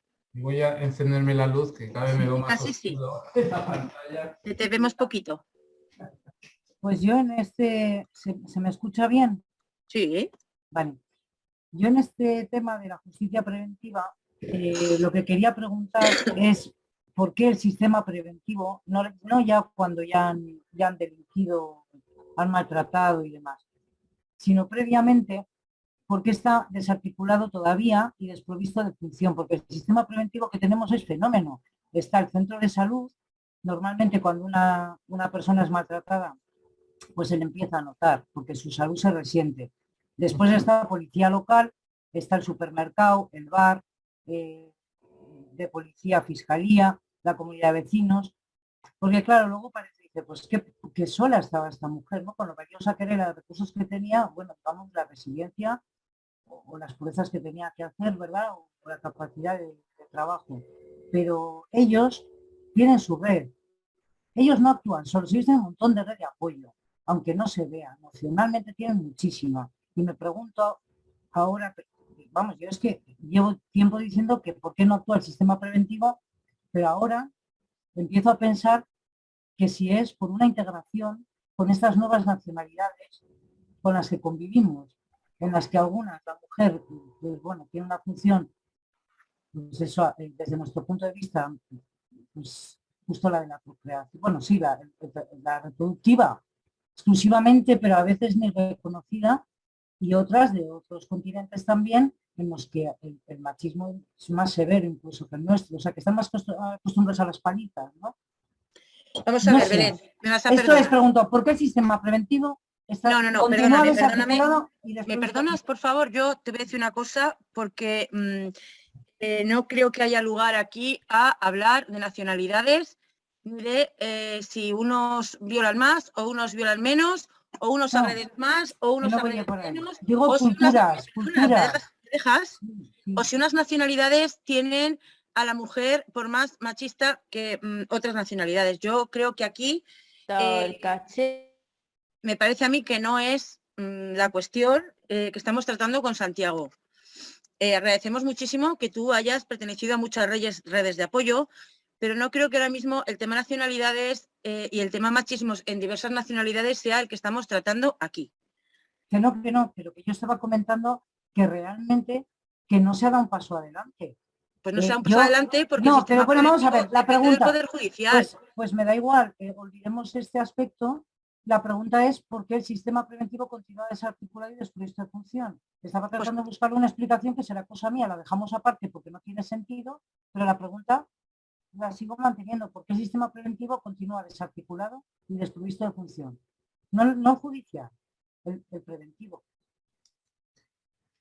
Pues ahí no, a ver, yo entiendo, Belén, que hay dos aspectos cuando hablas de la palabra preventivo y tú misma lo estabas diciendo. Claro, una cosa es la justicia, el sistema preventivo a nivel judicial, que yo ahí no tengo respuesta. No sé si hay aquí alguna jurista o alguien que pueda alumbrarnos, ¿no? Porque realmente, como bien dice Natalia, previsto está en la ley, ¿no? De cómo poder actuar cuando hay unos síntomas, más que síntomas, no, cuando hay unos signos, ¿no? Signos. Sabiendo además las dificultades para la denuncia, en fin, todo lo que estamos hablando, ¿no? Pero yo creo que tú te refieres más por preventivo a prevención, ¿vale? Sí, y creo para que no se produzcan los ataques. Claro, y creo que te refieres más a decir, bueno, dices, bueno, pues el agresor pues sigue manteniendo, puede tener redes muy fuertes, ¿no? de apoyo, ¿no? Ya sabéis, ese tema no nos ha salido hoy, pero a veces empezando por su propia familia, ¿no? Y que siempre se van a poner del lado normalmente pues del hijo, del hermano, con independencia de casi todo lo demás, ¿no? Y por qué muchas veces, en el caso de las mujeres que sufren violencia, aparentemente esas redes que también podrían tener, has hablado del supermercado, en fin, de redes formales, más informales, no están operando, ¿no? Pues yo tampoco tengo una respuesta muy clara. Yo lo que sí que sé es que opera el miedo y a veces no es tan sencillo, ¿no? De hecho, muchas veces cuando hablas con mujeres que sufren violencia, por ejemplo, respecto a las instituciones, tienen una sensación de soledad absoluta, ¿no? Y de que al final no hay unos acompañamientos eficaces, por ejemplo. Ya te digo, aquí también generalizar no es fácil hacerlo, ¿no?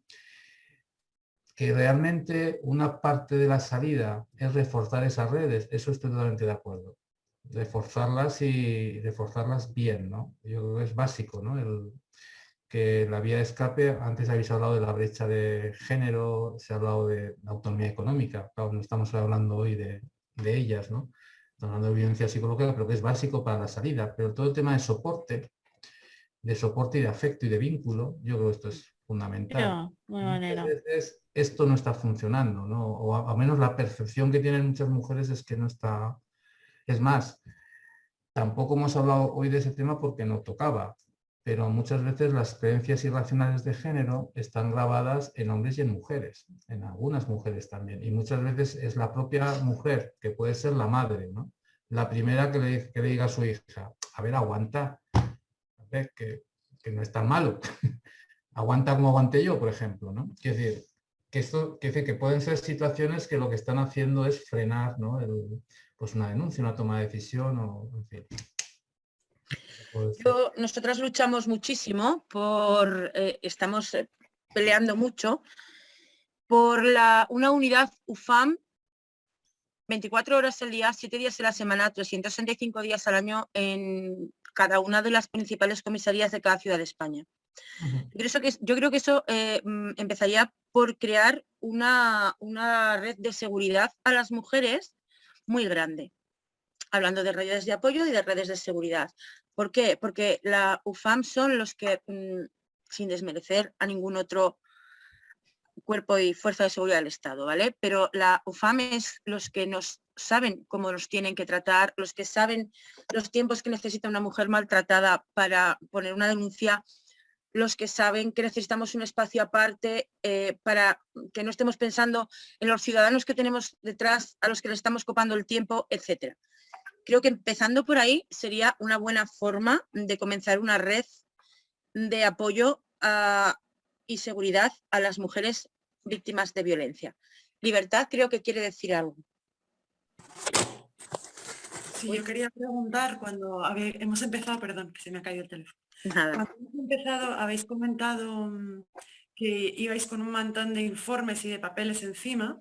Así es. Y a mí me gustaría saber si, bueno, si es que sabemos esto, ¿qué tiene que poner en un informe psicológico para que cuando llegas a un juzgado el juez o la jueza entienda que tú has sufrido una situación de violencia psicológica? Y también, por otro lado, me gustaría saber si hay psicólogos y psicólogas de la pública que están preparadas para atender situaciones de violencia de género y, por lo tanto, conocen cuáles son los ítems. Es una pregunta retórica, creo que todo va a ser un que no, pero me gustaría escucharlo de tu boca. No sé si se me ha entendido, Santiago. Sí, sí, se te ha entendido muy bien. A ver, la primera parte de la pregunta. Realmente, a ver, la clave, mira, tú puedes encontrarte con una persona, te puedes encontrar con una mujer que tiene sintomatología, o con un hombre o con quien sea, ¿vale? Que tiene sintomatología X, ¿no? Pues con síntomas de depresión, de ansiedad, de consumo de fármacos, de uso de violencia hacia los hijos. O sea, tú puedes encontrarte con un montón de cosas. Pero claro, la clave es el peritaje forense. La clave es que eso, el perito forense o la perito lo conecte como consecuencia del maltrato. Ahí está la dificultad, ¿vale? Y hay estrategias, evidentemente, de peritaje forense que lo pueden hacer mejor, peor, eso ya no vamos a entrar allí, ¿no? Hay peritos en la pública, hay peritos de parte. Sabéis que, por ejemplo, en temas de separaciones, de custodias, donde hay violencia, pues realmente actúan tanto los peritos públicos como los, digamos, como a nivel de parte, ¿no? Pero la clave, y ahí está lo complicado, es relacionar la sintomatología como algo que tiene que es una consecuencia, ¿vale? Claro, la sintomatología es fácil para una profesional de la psicología, pues pasa unos test, hace una entrevista, tal. Luego hay una parte de entrevista donde ella le va a contar pues que todo eso es la causa y luego, claro, está la pericia del forense para hacer esa relación y defenderla ante un juzgado, que esa es la segunda parte de la historia, ¿no? ¿Quiénes hacen esto? Pues en la pública, yo no os voy a dar mi opinión porque, en fin, estamos donde estamos, pero quien hace esto es el IMLA, el Instituto de Medicina Legal, que es decir, hay profesionales, digamos, no para este tipo delictivo, para cualquiera, ¿no? Normalmente lo hacen a instancias del juez. El juez suele pedir, en los casos que él considera oportuno, pues eso, una pericia al Instituto de Medicina Legal, ¿vale?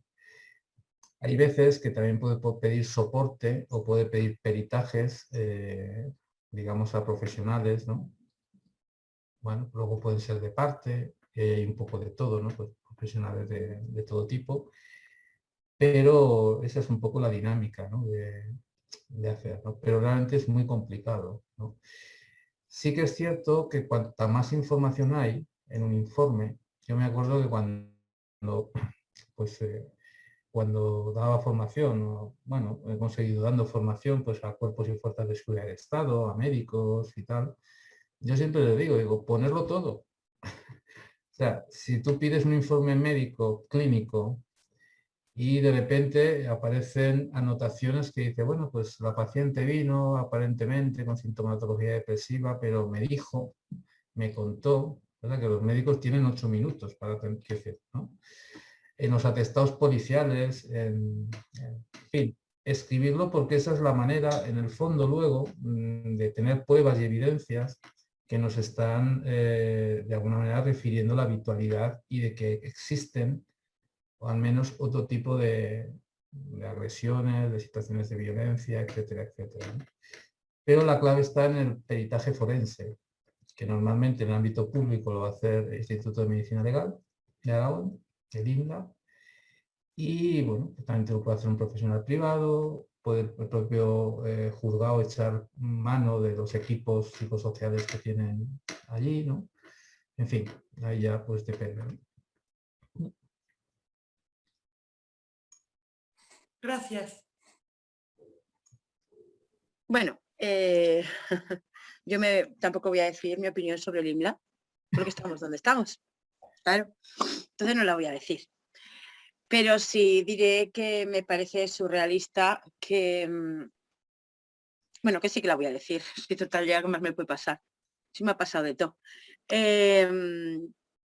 Me parece surrealista que en 20 minutos o un poco menos de 20 minutos diagnostiquen a una criatura con un test de crucecitas.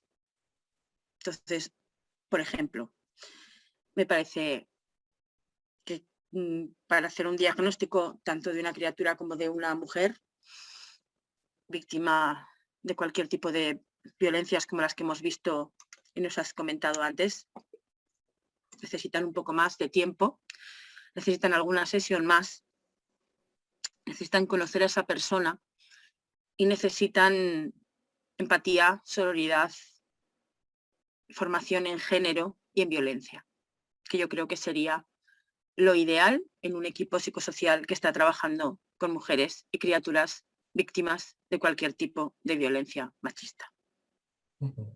Pienso en mi humilde y lega opinión, que yo no soy psicóloga ni nada de eso, pero soy una víctima que se ha comido psicosociales, que su hija se ha comido psicosociales y que hemos sufrido los psicosociales, como muchas de las que estáis aquí.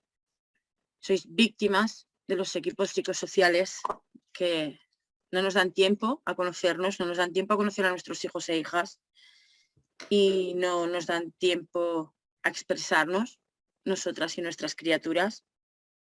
Y sobre todo,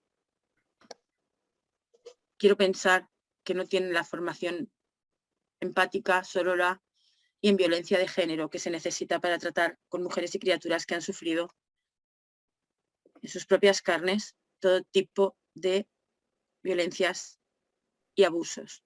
Pero como bien decía Santiago, si no vas con la cara como un mapa, parece que no eres víctima. Y eso no es así. Nos olvidamos de la violencia psicológica que nosotras bien llamamos también la violencia invisible y la violencia silenciosa, porque como no deja marcas físicas, no existe. Carmen. Una cosita solo a lo que Sí. dices, Natalia. Yo ahora no me voy a poner a defender a Linda, no, en ese momento ni a hablar de Linda y tal. Estamos en libertad de expresión de momento. Pero sí que es cierto, y ahora me pongo un poco en el rol también bueno, antes la presentación lo habéis comentado, ¿no? Que estoy presidiendo el Colegio de Psicología de Aragón. Sí que es cierto, pero vamos, no es un problema de Linda, es un problema de los recursos públicos de salud mental, es un desastre porque no hay. Es decir, claro, es un problema de tiempos, ¿no? Es decir, no puede ser que, os pongo un ejemplo que no tiene que ver con el INDA, no puede ser que yo vaya a los dispositivos de salud mental y me den una cita para 4 meses, ¿no? Evidentemente que no. No puede ser, ¿no? Entonces, hay un elemento que hay que tener en cuenta. Y luego otro elemento que creo que es muy importante también. Tú has hablado de la UFAM. La UFAM son unos profesionales con formación, con mucho sentido común y que saben mucho de lo que están hablando, ¿no? Sí. Y claro, entonces, otro elemento es efectivamente la formación específica, especializada de verdad, no en un curso de 20 horas, ¿no? Vamos, el IMLA y en general, ¿no? Es decir, todo aquel profesional que trabaje con mujeres que sufren violencia, con sus críos y sus crías, ¿no? Y que pueda entender medianamente bien qué es lo que está pasando ahí. Eso es clave también, ¿no? Insisto, sin defender ni poner el acento a nadie, ¿no? Ok. Yo también te voy a decir una cosa, ¿eh? Yo no es que esté echándole la culpa a los profesionales y las profesionales que están trabajando allí, que como en todo, alguno y alguna la tendrá. Claro. Porque muchas veces, como dice Cristina, entras prejuzgada a ese despacho o a esa consulta. Pero que yo creo que el que quiere hacer bien las cosas las hace y se enfrenta al sistema, también. Está claro. Y si tú no tienes el tiempo suficiente para ver a tus pacientes o estás en un equipo psicosocial de un juzgado, y el otro día tuvimos el ejemplo de Cira García, que ella tiene su equipo psicosocial y ella dice, aquí me va a subir ahora mismo un psicólogo, vamos a ver esta criatura porque yo lo que estoy viendo no me está gustando un pelo, porque el ejemplo de esa mujer no se hace extensivo a los jueces y juezas de violencia de género de España, porque si ella puede, los demás, ¿qué pasa? Ella es superwoman. Claro. ella lleva aquí, en vez de una J de juez, una J y una S de jueza super mujer, no. Todo es querer. Y hay que querer. Y ella recibe, ella no tiene ni cámara GS ni tiene cualquier tipo de medio, cosa que aquí tenemos, Santiago. Y no se está dando el uso que se debiera. Tenemos medios, tenemos métodos. Pues si esos profesionales tienen medios, tienen métodos, tienen facilidades, yo creo que lo mínimo que tendrían que hacer es plantarse al sistema y decir, mire, no, es que yo en cuarto de hora no puedo decir si un niño o una niña está bien, no está bien, tiene un problema o lo deja de tener. Pero mira, uno detrás de otro, como los churros en la churrería, y es más cómodo. ¿Que habrá muchos que no estén de acuerdo? Sí. Pues los que no están de acuerdo, que yo estoy completamente de acuerdo contigo en el que hay que tender una lanza, ¿no? Pues que se quejen, que también habrá sindicatos de psicólogos, digo yo, en mi ignorancia, igual que hay sindicatos del metal, sindicatos de la sanidad y sindicatos de la obra. Mi marido está en el sindicato del metal, rockero, pero del metal. Esa labor la hacemos en el colegio profesional, en realidad. Pero Pues bueno, eso, alguna cosa tienen que tener para quejarse, elevar una queja y decir, hasta aquí hemos llegado porque no estoy realizando mi trabajo con la profesionalidad y con la seguridad que me da el hacer un buen diagnóstico de una criatura a la que nos estamos jugando, que vaya con un maltratador o no, según lo que tú decidas. Es que no estás jugándome a mí, no me estás viendo a mí. Y a mí la vida mira la de aquel, que decía mi abuela. Estamos hablando de criaturas a las que se está diagnosticando y decidiendo su vida en 15 o 20 minutos. Y decidiendo no si van a ir a hacer ciencias o letras, no. Si van a ir con un maltratador que les pega, las maltrata, ejerce violencia vicaria, abusos. Entiendo que tengan poco tiempo, pero también entiendo que si esos profesionales ellos y ellas, los profesionales y las profesionales, petan un día y dicen hasta aquí hemos llegado, te aseguro que somos más, y muchas de las mujeres y hombres que tenemos aquí hoy nos pondríamos de su lado y nos tiraríamos a la calle para ayudarles a que les dieran absolutamente todo el tiempo y todos los medios y todo lo que necesitaran. Y estoy segura de que muchas y muchos de los que estamos aquí lo harían con nosotras. yo, vamos, te puedo hablar más de mi profesión, ¿no? de lo que pasa con nosotros, ¿no? Claro, deontológicamente es un problema. Es decir, deontológicamente, y ahí no todos los colegios profesionales ni todo el mundo piensa lo mismo. Creo que es otro debate que se tiene que resolver judicial, o sea, no la justicia, la norma es quien tiene que resolverlo, ¿no? Es decir, hoy por hoy, al menos aquí en Aragón, para hacer cualquier tipo de intervención psicológica, tratamiento, diagnóstico, etcétera, se necesita la aprobación de los dos progenitores, ¿vale? Pero insisto que esto está ahora mismo en debate y hay gente que piensa lo contrario, ¿no? No sé, en este caso, depende de dónde caiga, pues qué pensará, ¿no? Es decir, claro, ¿dónde está el problema? Que si está habiendo un grave menoscabo, ¿no?, de la salud del menor, por ejemplo, o un riesgo, es decir, uno no se plantearía que si un chaval pues, tiene un ataque de apendicitis, ir a pedirle al progenitor contrario que le dé el visto bueno para que vaya al hospital. Eso no se lo plantearía nadie, ¿no? Claro, ahí está la clave, quiero decir, ¿qué pasa cuando tenemos detrás una expresión de violencia de género? ¿Vale? Es decir, hay gente que piensa que no es necesario, es decir, yo como madre puedo tranquilamente pues, hacer... Claro, ¿qué es lo que pasa? Que esto normalmente ocurre en los informes de parte de tipo forense. Que digo que es ahí donde se dirimen aspectos de los menores, ¿no? ¿Cuál es mi opinión? Yo creo que en el caso de los de... Es decir, cuando hay tema de violencia de género, vamos, yo lo veo clarísimo. Que evidentemente no es necesario, ¿no? ¿No? Es como pedir al maltratador que te dé el visto bueno para, en fin, ¿no? Ya sabes que los maltratadores van a utilizar a los niños hasta para todo, ¿no? Emily, eres la última. Sí, Los hola. últimos serán los primeros. Hola, buenas tardes. ¿Se me escucha bien? Se te escucha. Bien. Vale, pues nada, lo primero agradecer, es la primera vez que participo en estas conferencias, ¿vale? Que me pasó el contacto una compañera. Yo trabajo en los juzgados de violencia sobre la mujer en Madrid, ¿vale? Nos han incorporado recientemente al Instituto de Medicina Legal, pero estamos un poco a la espera de empezar a trabajar con esta adscripción administrativa, que no deja de ser simplemente una adscripción para organizarnos. Entonces, bueno, al hilo de todo lo que estabais comentando, pues había ido recogiendo muchísimas notas y me gustaría compartir con vosotras, por supuesto, la inquietud, la indefensión que sentís muchas veces, la impotencia cuando llamáis a las puertas de la justicia, porque os puedo, estoy a vuestro lado en cuanto que desde dentro veo efectivamente cómo es el trato tristemente que se dispensa a la mujer que llama a las puertas de la justicia, a la mujer víctima de violencia de género. Entonces, por una parte estamos los equipos psicosociales, por otra parte está el resto de agentes jurídicos, jueces, funcionarios y cualquier persona que interviene en todo el proceso judicial que lleva una denuncia por violencia de género para la mujer, ¿vale? Entonces, la formación que habéis dicho, por supuesto, no solamente en mi caso formación en psicología, sino también formación como perito y formación en violencia de género, que creo que es la formación que más adolece el sistema de justicia, la formación en violencia de género. No solamente en justicia, y no es cuestión de echar balones fuera, sino muchas veces en los recursos de los que nosotros, equipos, ahora hablo, echamos mano, los CAIs, los centros de los PEF, los puntos de encuentro para las visitas.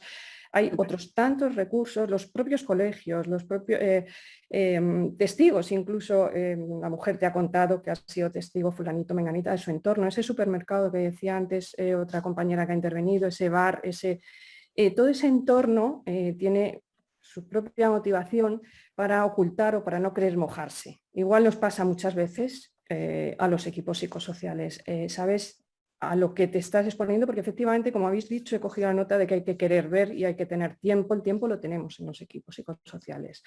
El tiempo lo tenemos. Hay que querer dedicarlo. Hay que tener la sensibilidad, la formación en violencia, la empatía, la sororidad.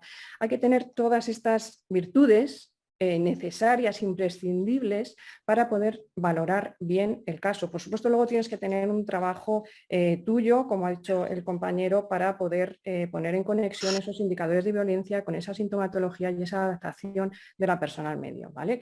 Y ver con causas y con causas, es decir, no todo, a pesar de la historia de violencia de género, todo se va a reflejar en una sintomatología. Muchas veces no sea esa sintomatología, muchas veces son personas con unas fortalezas personales impresionantes, personales y contextuales, su entorno, su trabajo, su estabilidad, que efectivamente hacen que no dé esa sintomatología o que se muestre esa inadaptación en todas las esferas. ¿Qué pasa? Que un caso, la violencia psicológica, que es en lo que estamos, como habéis dicho, es la violencia invisible, es la que es difícilmente de ver.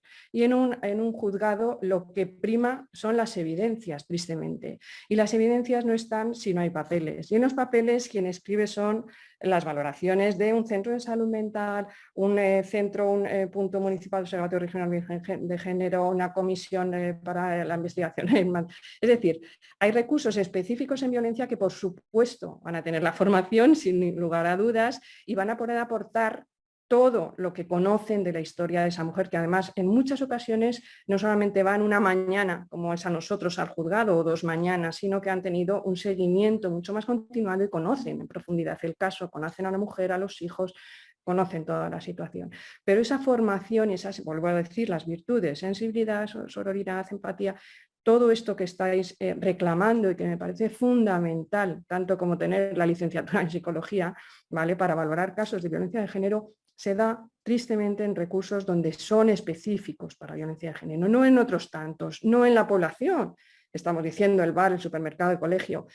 ¿Cuántas personas han sido testigos? ¿Cuántas personas quieren mirar para otro lado? Dentro de los juzgados, ¿cuántas personas, equipos, jueces, funcionarios no quieren ver, no saben mirar? Y no quieren ver muchas veces porque tienen su propia mochila personal.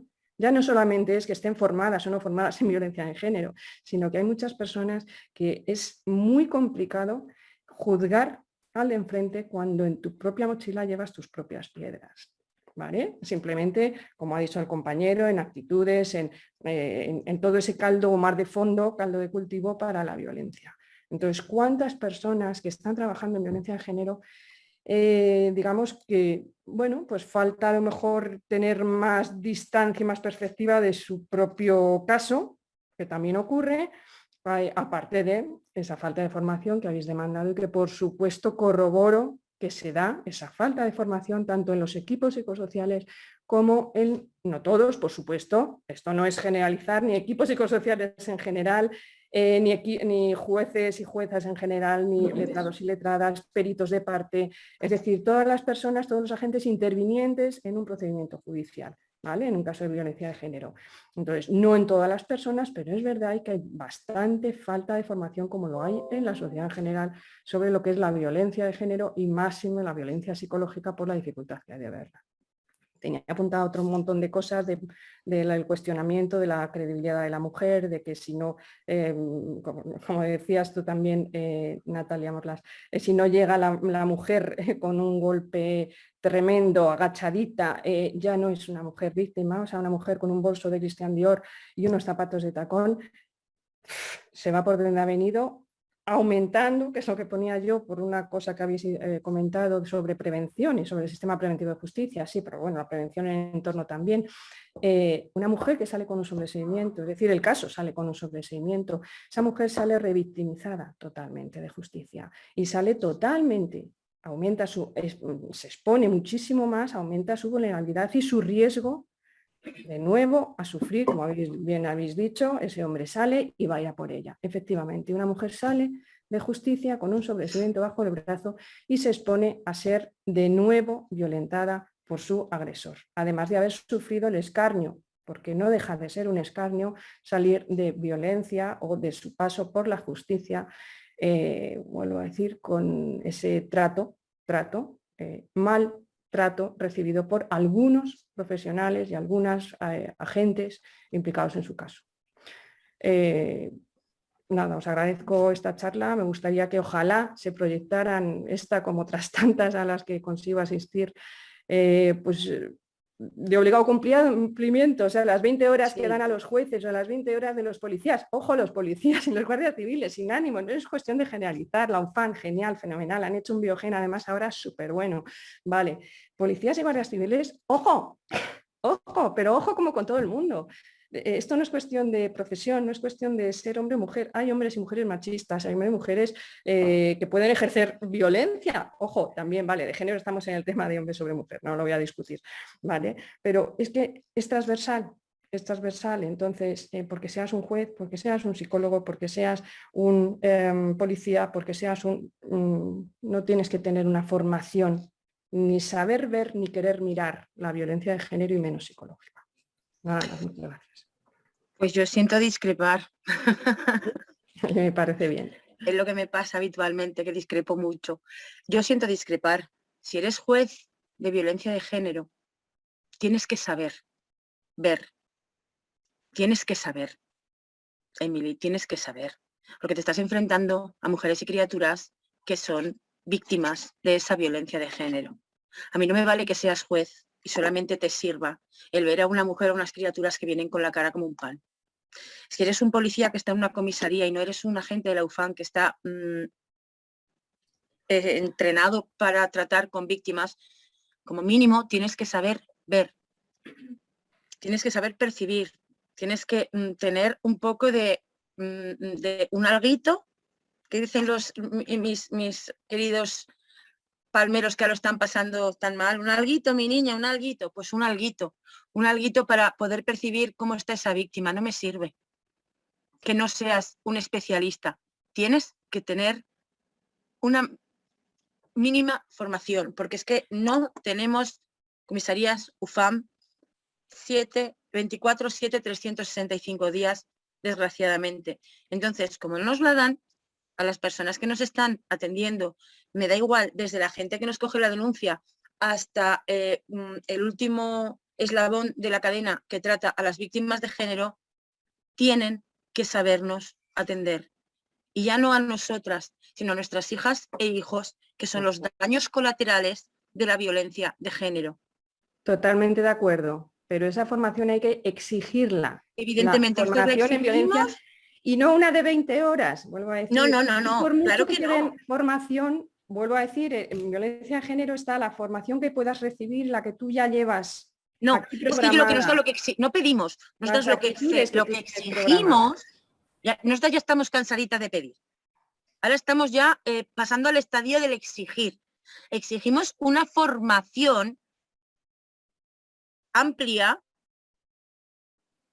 segura y con unas bases sólidas que nos garanticen, evidentemente, que no van a saber como Santiago, que lleva toda la vida, e igual como tú, que tienes mucha formación, pero sí que igual gente como tú y gente como Santiago le dé a estas personas que forman la cadena de todos aquellos y aquellas que nos atienden desde que vamos a una comisaría por una denuncia hasta que sale una sentencia, que nos garantice que nos saben mínimo escuchar y mínimo que tienen un poquito de empatía, sororidad y formación en género. No pretendemos que sea como la vuestra, porque eso se consigue a base de años de estudio o de años de palizas, como nos pasa a muchas de las que estamos aquí, que consigues aprender a base, como el burro, a base de golpes, y entonces pues te haces un cum laude de violencia por el camino difícil. Pero sí que no sepan atender y no sepan tratar. Totalmente de acuerdo. Y sobre todo en los que PEPs, tengáis. que has nombrado tú. Sí, los PEPs, los CAI también, los centros de atención a la infancia, Bueno, los centros de salud, los centros de salud escucha mental. que nosotras te vamos a requerir a ti tu teléfono. Vuelvo a decir sin generalizar. Vamos a hablar favor, contigo no largo y genericemos tendido. Profesionales de ninguno de las categorías, por favor, no. Vamos a hablar Hay contigo largo y profesionales tendido. buenísimos en los juzgados, hay jueces, No lo dudo, y malísimos hay, también. bueno, por supuesto. Eso es lo O que hay que cambiar, mejorables, que o los buenísimos mejorables, sigan y los o malísimos mejorables. les den puerta. Que hay muchos estudiando y muchos deseando Exactamente. trabajar Exactamente. buenísimos. Pero esto es el sistema público y a lo mejor habría que ir a Claro, instancias claro. más superiores para exigir Pero esa escúchame, formación y para exigir esa que criba sacarte antes de un puesto acceder en a la un puesto pública público. no ¿Perdona? es el sacarte un puesto en la pública no es una armadura que me libre de todo mal. No, no, por supuesto. No, no. Si no lo haces bien, a tu casa. Ya. Pero Es como tiene que ser. No obstante, debiera si haber eres tan esa amable, supervisión. Debiera haber esa supervisión. me voy a morder la lengua y me voy a envenenar. De todas maneras, Emily, si eres tan amable, le pasas tu teléfono, que me gustaría hablar contigo largo y tendido. Vale, encantada. Santiago, palizón te hemos dado, qué gente, de verdad. Es que somos una gente, esto no puede ser. Tenemos unas palizas que no vas a querer volver a venir con nosotras en la vida de nunca. No, es Ya genial, sabes que somos así. porque se siente el debate y eso está muy bien. Hay Se veces, siente la rabia, yo creo, ¿no? Un poco de, que te iba a vieran ya. decir, ya es un poco, no sé. Hay veces que asistes a encuentros de estos online y tal, nadie habla. Además te lo he preguntado antes de empezar, digo, ¿esto está animado? Pues claro, porque lo importante, claro, presencialmente es mucho más fácil, ¿no? Pero aquí hay veces que asistes, está todo el mundo callado, no hay preguntas, no hay nada, la gente... Muy aquí calladas nosotras. Claro, entonces yo creo que es importante que haya debate y que el debate sea vivo. Pues Claro. no nos callan ni debajo del agua, hacemos glu, glu, glu, si nos meten debajo del agua. Esto es una cosa que no nos vamos a callar. Que nosotras ya sabes que somos políticamente incorrectas, y poco adecuadas a esta gente que es tan ideal y tan mona cuando habla. Pues mira, pues no. Nosotras decimos las cosas claras y como son. Porque si no, ya no se nos escucha. Pues si lo dijéramos estupendamente y bien, se nos escucharía menos. Santiago, mil gracias. Te daremos tiempo a recuperarte del sofocón este que hemos liado aquí y te volveremos contamos contigo para próximas ediciones. De acuerdo. Muchas Que lo gracias. vamos a repetir. Escúchame, que no me lees los WhatsApp. Léeme el WhatsApp antes de irte. Léeme el WhatsApp. A ver. Venga. Muchísimas gracias a todo el mundo, gracias a todos y todas los que habéis estado con nosotros. Os emplazo en la próxima edición de nuestra charlas de violencia sobre la mujer. Esto parece los anuncios de los Simpson, de aquel periodista que sale en los Simpson. Pero de verdad que os agradecemos muchísimo a todas y todos los que estáis con nosotros, porque entre todas y todos sumamos, entre todas y todos sacamos ideas, entre todas y todos hacemos red, y entre todas y todos somos más. Muchísimas gracias por estar aquí esta tarde. Gracias a todas y todos.